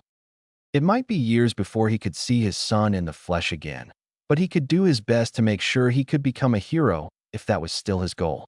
And while Izuku had made progress working with All Might, that was going to be halted now. So it was his turn now. Izuku and he had the same quirk, the same strengths and weaknesses. And while he might have destroyed his body capability to turn into the Hulk, the beast was still there, lurking within the back of his mind. And for the first time in years, Bruce Banner's glowed a powerful green, filled with determination to make up for his past mistakes. Inko Midoriya knew a lot of things. She knew she probably wouldn't be allowed to see her husband again unless she flew out to the States. She knew who he was and exactly why he was considered one of the most dangerous men on the planet. She knew that there would be trouble when Izuku had first transformed. showing the same powerful quirk as his father. She knew that despite that, she would support her son every step of the way, and that Bruce would do what he could from the States. But above all else, Inko Midoriya knew that the two most important people in her life only wanted to help people, either as a hero or a scientist. That they were the two people she trusted most to have such destructive and violent quirks, to keep the raging beasts under control. It was that trust that made the decision in front of her so easy. The news that All Might, the only hero who had been able to help Izuku learn to better direct and control Scar, had been dealt a near crippling injury. That she had met All Might many times before, in his civilian face of Toshinori Yagi, an old friend of her husband's. That he would no longer be physically capable of helping Izuku learn to control Scar. And that General Ross, that same man that held her husband prisoner, was on his way to take her son. It was shocking. Inko was a simple woman, not cut out for dealing with multiple military agents and problems involving the number one hero. But this involved her son, so she was prepared to do what she had to. That was how she found herself meeting with the head of the Quirk Hospital alongside Toshinori, who was acting as All Might's agent. "I understand," the head doctor of the rehab center said with a sigh after Toshinori shared the news of All Might's inability to continue working with Izuku. "It certainly explains why he hasn't been around to work with him this past month. Disappearing like he did had Izuku quite worried." Toshinori gave a nod at that, and Inko refocused the conversation. "So what are the options for Izuku now? Are there other available heroes who would be able to continue working with Izuku here? Or was All Might the only one?" Inko already knew the answer to her own question, but she had to ask. "Scar has already developed a resistance to Midnight's quirk and other suppressing drugs that we might use. Its immune system is truly incredible. That said, without All Might, we can only prevent Scar from coming out, not stopping it. Nurse Anzu has spent a great deal of time with Izuku, but she is due to transfer next month, so even our ability to prevent Scar from appearing will be cut short. I know the hero Eraserhead also has the ability to prevent Izuku from transforming, but asking a hero to spend all their time containing a single quirk would be too much to ask, wouldn't it?" Inko asked, mentally going over the options Toshinori had discussed with her on the drive over. She didn't like them, any of them. She already knew which one Izuku would pick, but as the responsible adult, it came down to her decision. Yes, while Eraserhead has occasionally checked in on young Izuku, he already splits his time between his hero work and working as a teacher for UA. He is far too busy to spend as much time with Izuku as he needs. Toshinori added in, knowing what the doctor would say next. As unfortunate as it is, without All Might, Izuku will be unable to further his control over his quirk here, which means he will have to be discharged to a facility that is capable of helping him. I recall a note in his file that an American general had offered to help when he was first admitted. Would you like for me to start writing up the paperwork for a transfer? The doctor was just as quick to jump on the idea as Toshinori expected, clearly willing to hand Izuku over to Ross without a second thought. That was option one. Let Izuku be taken by Ross and potentially get to work with his father. But that also put him under Ross's command, and after seeing how the man treated her husband, Inko would fight tooth and nail to keep the general's grubby mitts off her child. "Thank you for the offer, but we have an alternate plan," Toshinori started, giving Inko a side glance and taking her nod as her acceptance to move forward with her choice. Option 2 was to use the same drug Bruce had used on himself on Izuku, physically preventing his cells from transforming him into Scar. It would be risky. Despite how similar the quirks were, Scar was different from the Hulk and might react differently to the drug. There was also the fact that Inko would be forcing Izuku to become quirkless. He was only quirkless for a short time, but Inko had failed to believe in her son then. She had apologized when he asked for reassurance. She didn't believe in his dream. She had learned from her mistake. She had seen the pain in Izuku's eyes when she had indirectly told him she didn't believe he could be a hero. She was going to put her trust in Izuku, give him any chance she could to become the hero he had always dreamed of becoming. Young Midoriya's father has a very similar quirk, and while he sought to learn how to control his quirk, he developed a drug that enforced the heartbeat to stay at a steady pace, preventing the quirk from activating. Toshinori said, pulling out one of the formulas Bruce had sent him, handing it to the doctor. It isn't without downsides, of course. The slowing agents within the drug are expensive, but All Might's hero agency is more than happy to foot the bill. All Might has expressed the desire to see young Midoriya grow as a hero, and will help him indirectly even if he is unable to help directly. Tashinori continued as the doctor looked over the papers in his hands. I see. This would allow for Izuku to go back to everyday life, although I am slightly worried about the side effects and the dosage size. The doctor said, handing the papers back to Tashinori. Those are valid concerns, but not ones without answers. The side effects for slowing down the heart include slowing down both mental processes and general reaction time. To put it simply, it will be like Izuku is high the whole time while on the drug. While this will make life harder for him day to day, it is simply the price to pay for containing his quirk while he lacks control. Tashinori said, watching as the doctor nodded along, Inko sitting still as a statue beside him. As for the dosage issue, while it is true that Scar has shown the tremendous ability to build resistances to various drugs, only a fraction of that resistance is transferred over to Izuku. So while he will need larger doses over the years, it will be decades before it grows too large for him to handle. Tashinori explained as the doctor sat across from him, watching the larger man as he explained. So that is your choice, then Mrs. Midoriya. Condemn your son to a half-life to control his quirk? The doctor asked, an edge of hardness to his voice.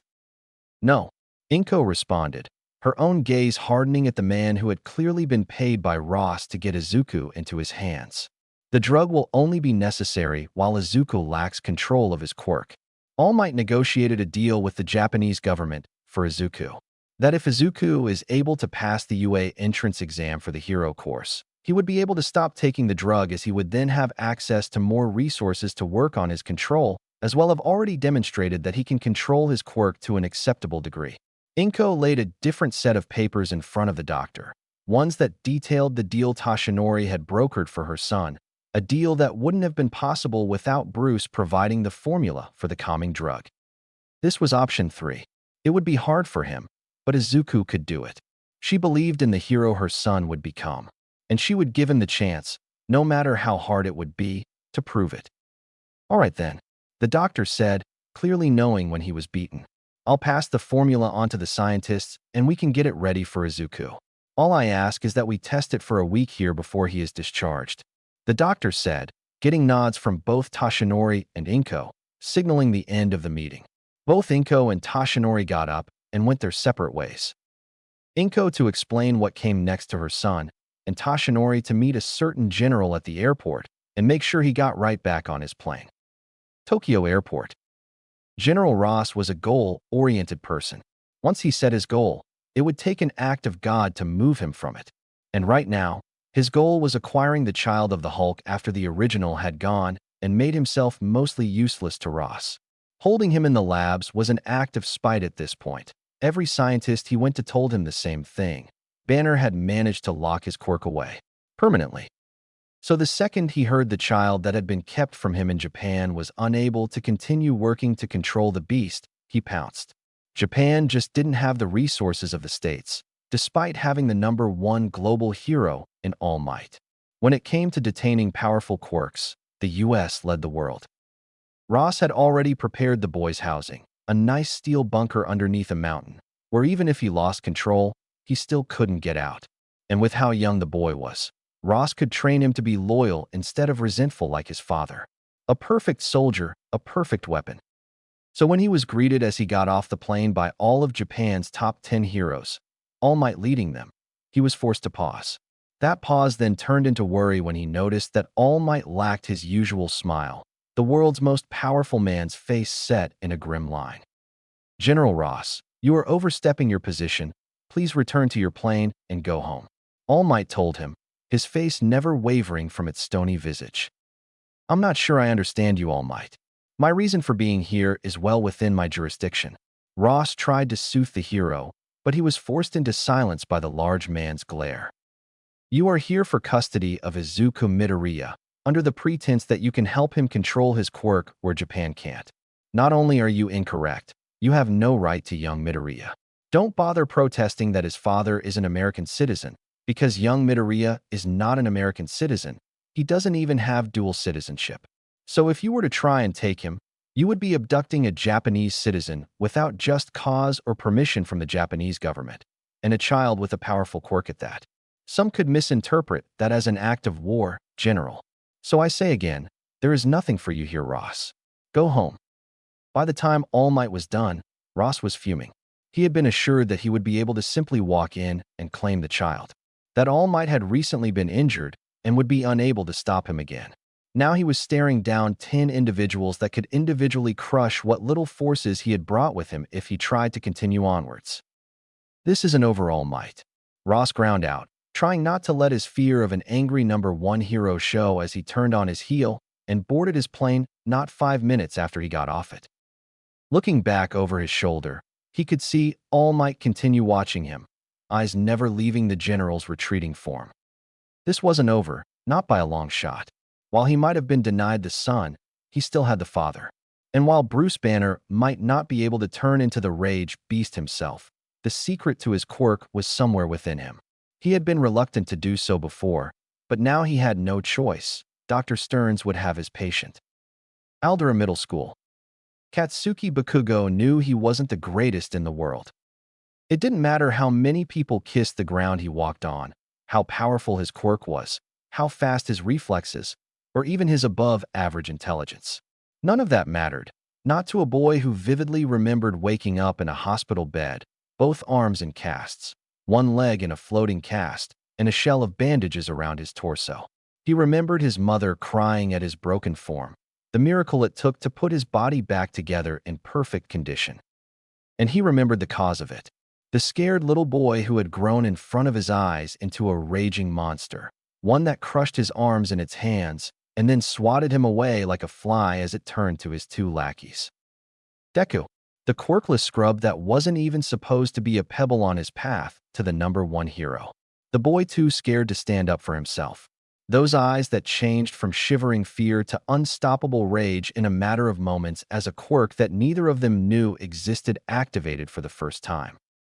It only took a quick internet search once he could use his hands again to find out where izuku got his power from. The American destroyer, the Hulk. The only one to ever beat All Might in a straight fight. And based on the quirk similarities, probably Izuku's father. Power that could beat All Might, all trapped inside the wimpy form of Deku. It was a waste, but it was also a goal. All his life Katsuki was told he was the best, the future number one. It was his own goal as well as others' expectations for him. Until that day it had seemed like a sure thing. He would grow and improve, and at the end of it all, he would stand as the undisputed and unbeatable number one, just like All Might. Now he knew things weren't going to go that smoothly. If Deku, a boy he had written off as useless and a waste of time, could almost cripple him, who else could surprise him? Were there others like him spread across Japan just waiting for their shot at the number one spot, each one not realizing they were only big fish in small ponds when the world was the ocean? Deku and his rampaging quirk had opened Katsuki's eyes. If he wanted to be number one, he had to work for it and never stop preparing for the monster he was unaware of.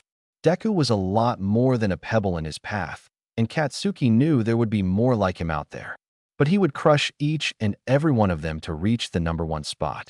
And didn't that sound like a lot more fun than just walking up to the throne and taking a seat? Life was going well for Katsuki Bakugo. He was preparing for whatever pebbles would find themselves in his path.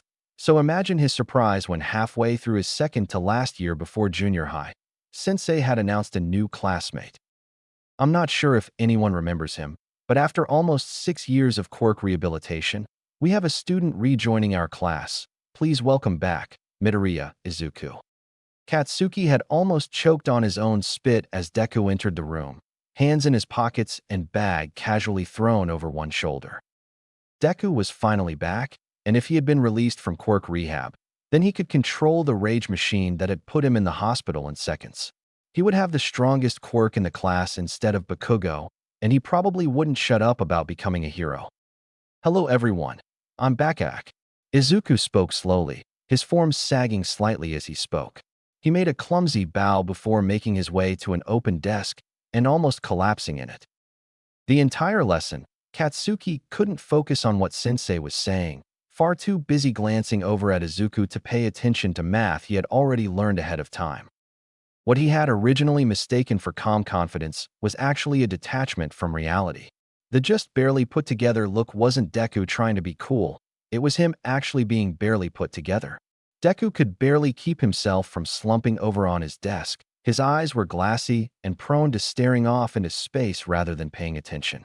Whenever he spoke, it was like he was trying to take as long as possible, making sure each word came out just right and often making the vowels over-enunciated.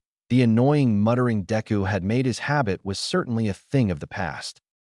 All put together, Deku looked and acted like he was high, very, very high. It was at recess when Katsuki finally managed to corner the green boy. The lack of surprise on his muted features told Katsuki he was expected.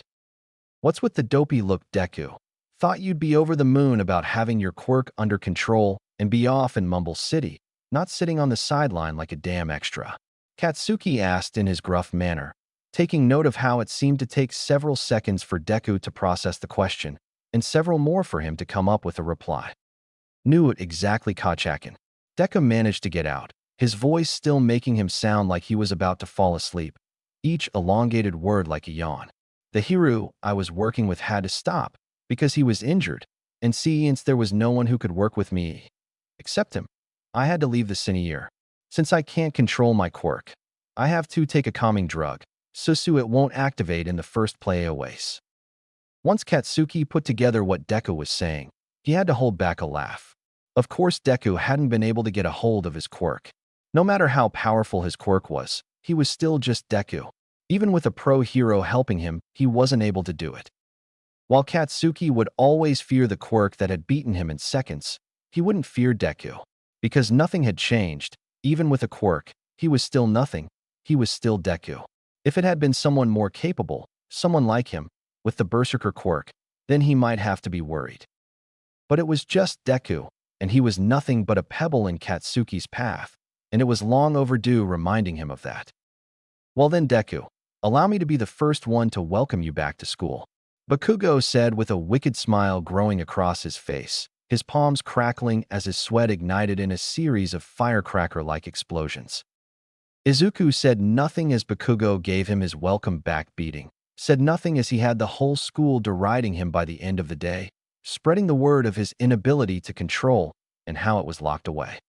Katsuki Bakugo went home that night with a vicious smile on his face. He was going to be the #1 hero, and he had just finished leaping over the first pebble in his path.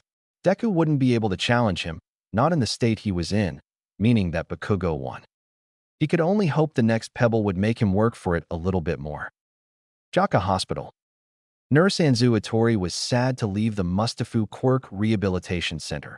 In her time there, she had loved working with all the patients, and Izuku Midoriya in particular. She had loved working with the excitable boy, and was more than happy to stay by his side in his day-to-day activities to ensure his quirk didn't activate out of his control again. She only wished she could stay and continue helping him, but without All Might, he would never make progress in controlling his quirk.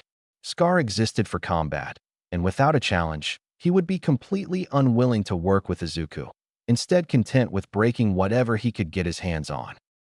Izuku would have been stuck there. Even with her aid, he would be forced to stay in the rehab center and waste his life away fighting against his quirk. And she would have been forced to watch as the child with so much enthusiasm and life slowly drained away to a bitter man with a hatred for his own strength. So when she received a request for her in the operating ward of the Jaku General Hospital, she quickly accepted. Not only was Jaku one of the top hospitals in the country, and she had been asked for by name, but it would also force Izuku's situation to move forward, to not let the boy who wanted nothing more than to be a hero become stuck in a white room, constantly holding back with all of his willpower as his quirk raged. Reaching the operating level, Nurse Anzu smiled as Dr. Ejiko greeted her personally, the accomplished doctor ready to give her a tour of the facilities himself before she set about her new duties. That night would be the last time Nurse Anzu Itori would be seen in a long time, the door to the operating swinging shut behind her and Dr. Ejiko with an ominous slam. When Inko Midoriya called her worried about her son, There were only so many ways Mitsuki Bakugo could respond. Inko had been one of her closest friends through college, and she was one of the few who had met Inko's husband and knew exactly what his quirk was. They were the maid of honor at each other's weddings. Mitsuki was the one who pushed Inko on from her job as a court scribe and onto her dream of being a chef, while Inko was one of the few who would always put up with her in her moments of rage.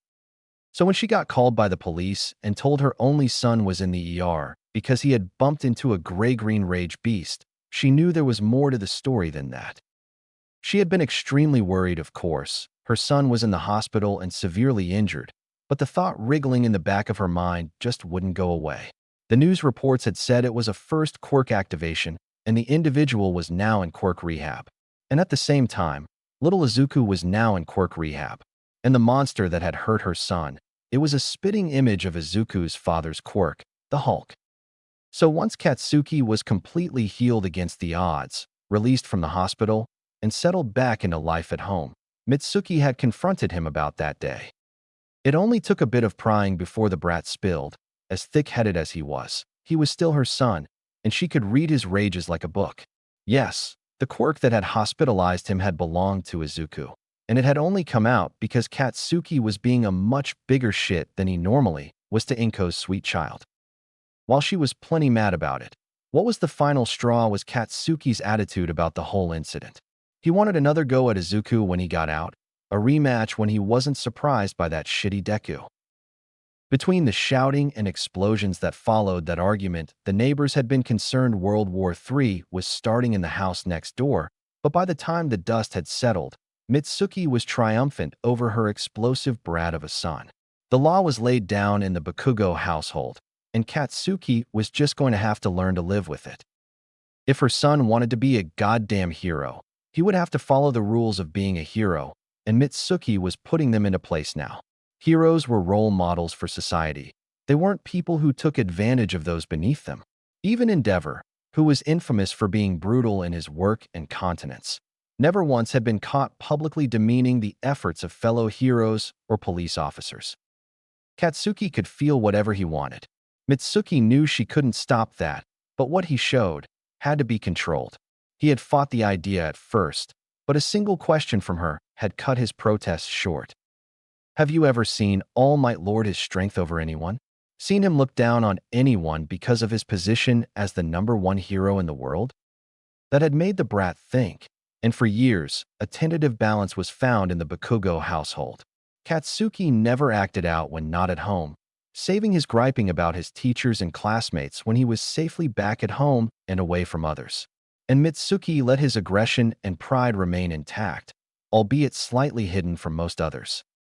And now, years after the incident, her brat came home looking more smug than she had ever seen him, and now Inko was calling her about burn marks and injuries on her son, who was already struggling to live a normal life on heavy quirk-suppressant drugs. It didn't take a genius to put the pieces together, and once she was off the call with her frantic friend, Mitsuki stormed up to her brat's room. She knew the situation her son and her son had been in, the impossible decision Inko had made, based solely on her faith in her son's spirit, how absolutely horrible she must feel, watching her son move almost in slow motion in his every waking moment.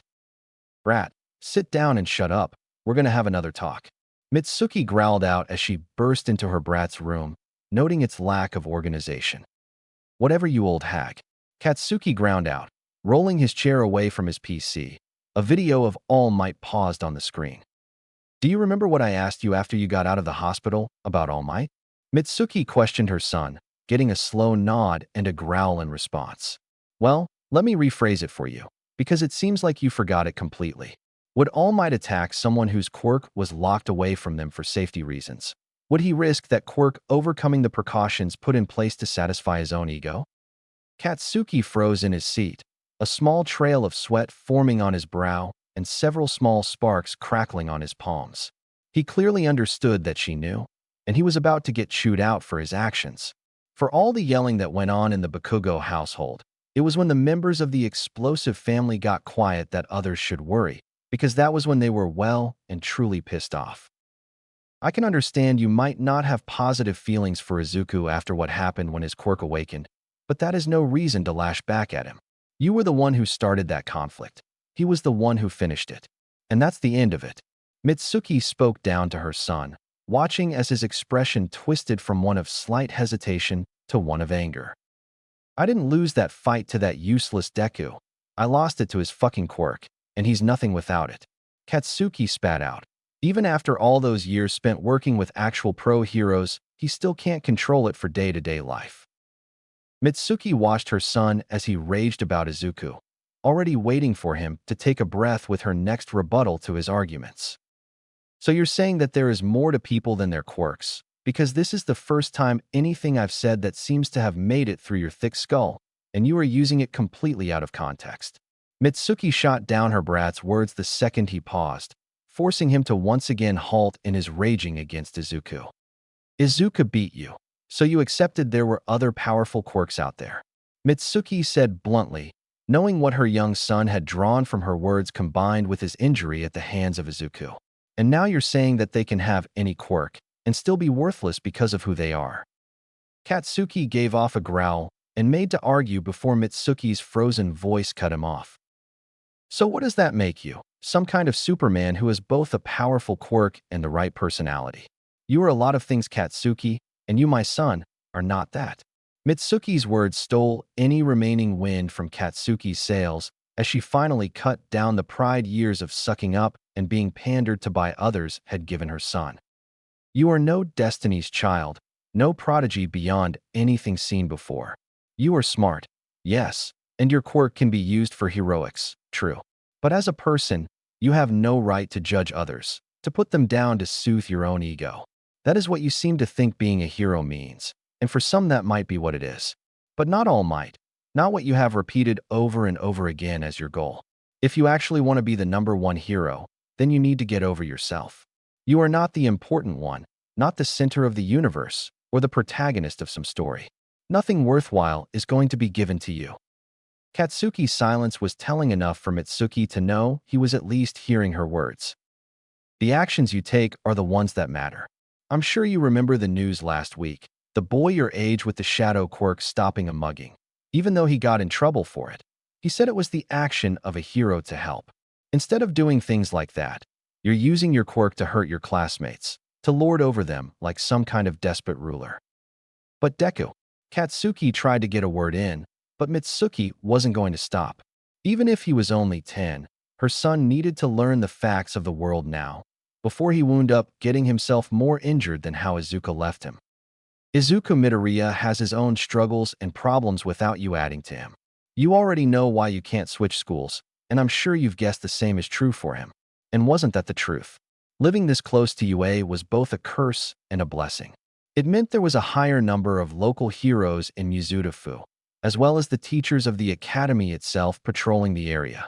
But it also meant that most schools in the area catered to students trying to make it into the prestigious academy.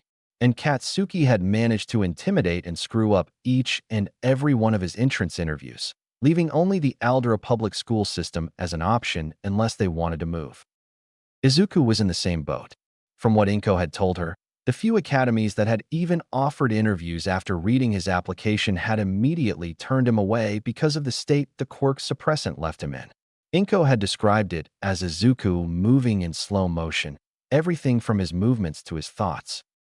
So with no remaining avenues within the Mizudafu school district, the remaining options were to leave the two boys in the same school, or one of their families would have to move to another district, which was completely impractical considering the problem was Katsuki's shitty attitude, which was a problem Mitsuki was going to sort out. So here's how things are going to work, you shitty brat. You and Izuku will keep going to Aldera until the high school exams.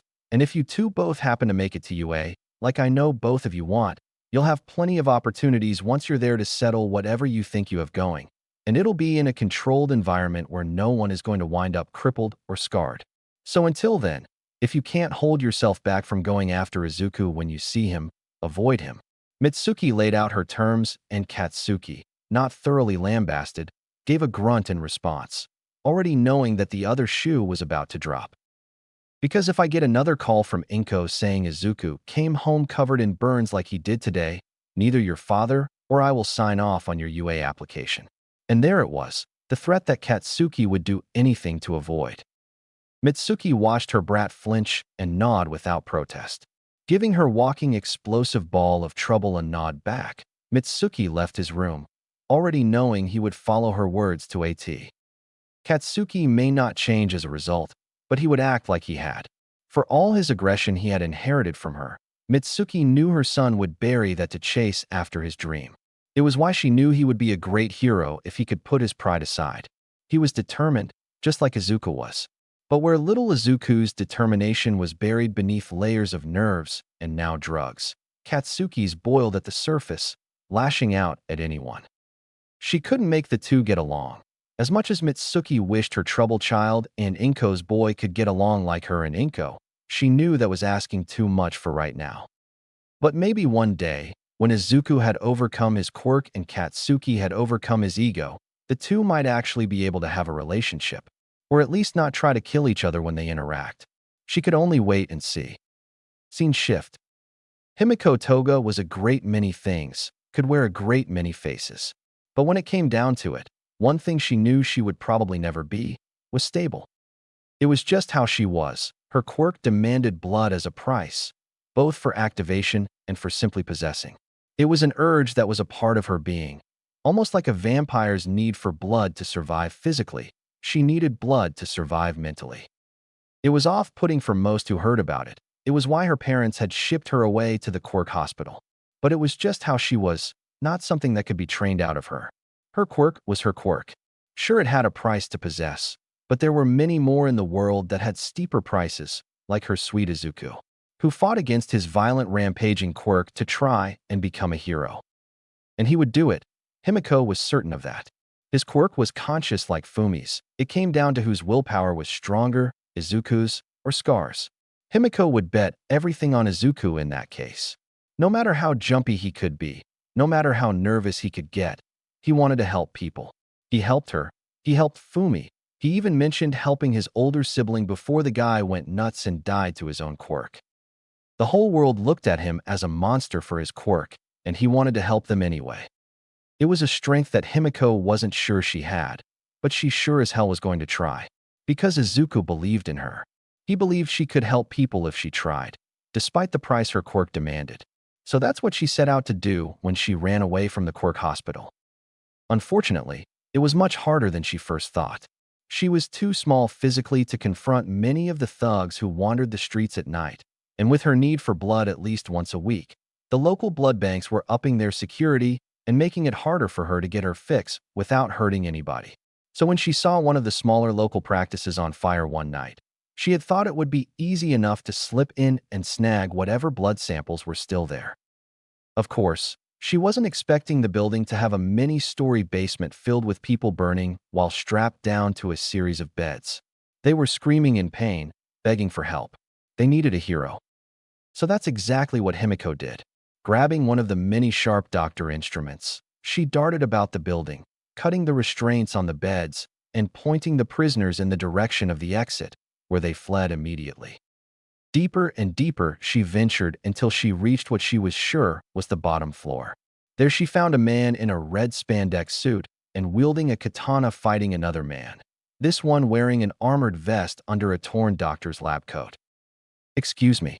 Himiko announced her presence after watching the two men fight for a time, the inferno slowly growing around them, threatening to collapse the entire building down on them. "Which one of you two is the hero?" The lab coat man just stared at her, his expression showing confusion as to why a little girl in an oversized sweater and holding a scalpel was doing in a burning building. The man in red was much more direct. "Well, it's certainly not this shitstain. He even has a villain name, Ajax the Great and Terrible. Hear his name and fear his mighty presence," the man in red declared, causing both the now revealed Ajax and Himiko to frown for different reasons. "Isn't that just an American brand of dish soap?" she asked, tilting her head to the side in a thinking pose. "That's what I said," the man in red agreed, pointing at Himiko and doing a happy dance in place. "See, I told you it was a bad name, Francis." Himiko held in a snort at the enraged look on Ajax/dish soap/Francis's face as the man tried once again to kill the man in red with the axe he was holding. "I'm going to kill you, Wilson," slowly and painfully.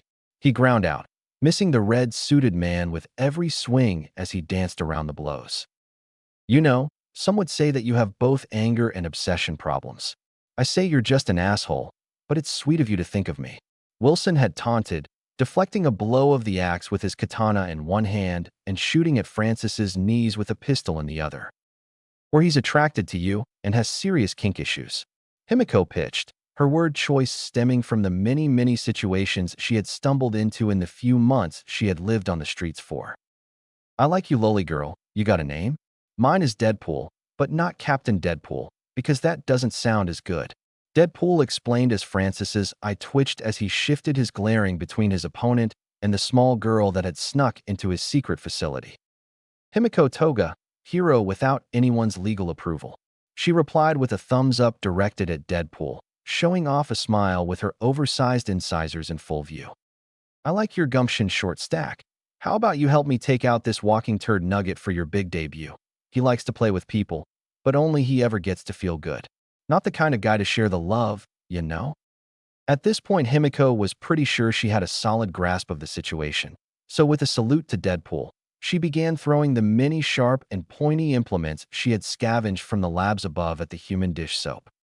"Good girl, make him feel what it's like to be penetrated for a change," Deadpool snarked as Francis made to dodge. Unfortunately, Himiko was 10, and 10-year-olds don't have naturally good aim with throwing knives or throwing doctor's tools. The only weapon that managed to land was a scalpel, and it hit Deadpool instead of her intended target. "Oops," was all Himiko had to say as Deadpool groaned and pulled the knife out of his ass, swearing like a drunken sailor. "We'll work on that later, jailbait. Just sit back for now," Deadpool said, ignoring Francis's attempts to hit him, catching the blade of the axe swing with his forearm and wrenching it from Ajax's grip. "And you bald Sherbari fangirl, you are going to die, and while it might not be painful, because you can't feel pain, it will be crispy," Deadpool announced, ripping the axe out of his arm and throwing it over his shoulder. "Keep talking, Wilson. Maybe one day it'll come true." Francis tried return fire, but Deadpool had thrown the axe at a support beam behind him, bringing down the ceiling in the center of the room, right where the wannabe detergent was standing, crushing him under a few thousand pounds of flaming rubble. "Welp, half a year and 5 countries of chasing after the bastard that made my face look worse than Jason's, and it ends because he forgot to look up. Disappointing." Deadpool was completely ignoring the fact that the ceiling was continuing to fall around him, choosing instead to start thrusting his pelvis in the direction of the rubble Ajax had been crushed by. "Fuck you, Francis. Too girly to play football and too manly to be invited to prom, and all that's left for you to do is die, motherfucker." His insults were capped off by whipping it out and whizzing on the rubble. Himiko couldn't help but giggle at Deadpool's happy dance, although she was becoming slightly worried, both about the building falling down around them and that the man had just ruthlessly killed someone and was now literally pissing on his remains. But there was blood, so much blood, and with how Wilson Deadpool was healing, he could probably give her enough blood to keep from going crazy for a long time. Although his blood probably wouldn't taste as good as her sweet izuku's did. She was saving the vial he had given her for when she was truly desperate, when she had to stop herself from attacking someone innocent. Only when her willpower failed would she drink Izuku's blood, and it would save her, just like the hero he was. "Ah, Mr. Poole, I think we should leave now, you know, before the building collapses," Himiko said, drawing the quite probably insane man's attention back to her. "Sure thing, sweetie, but quick question.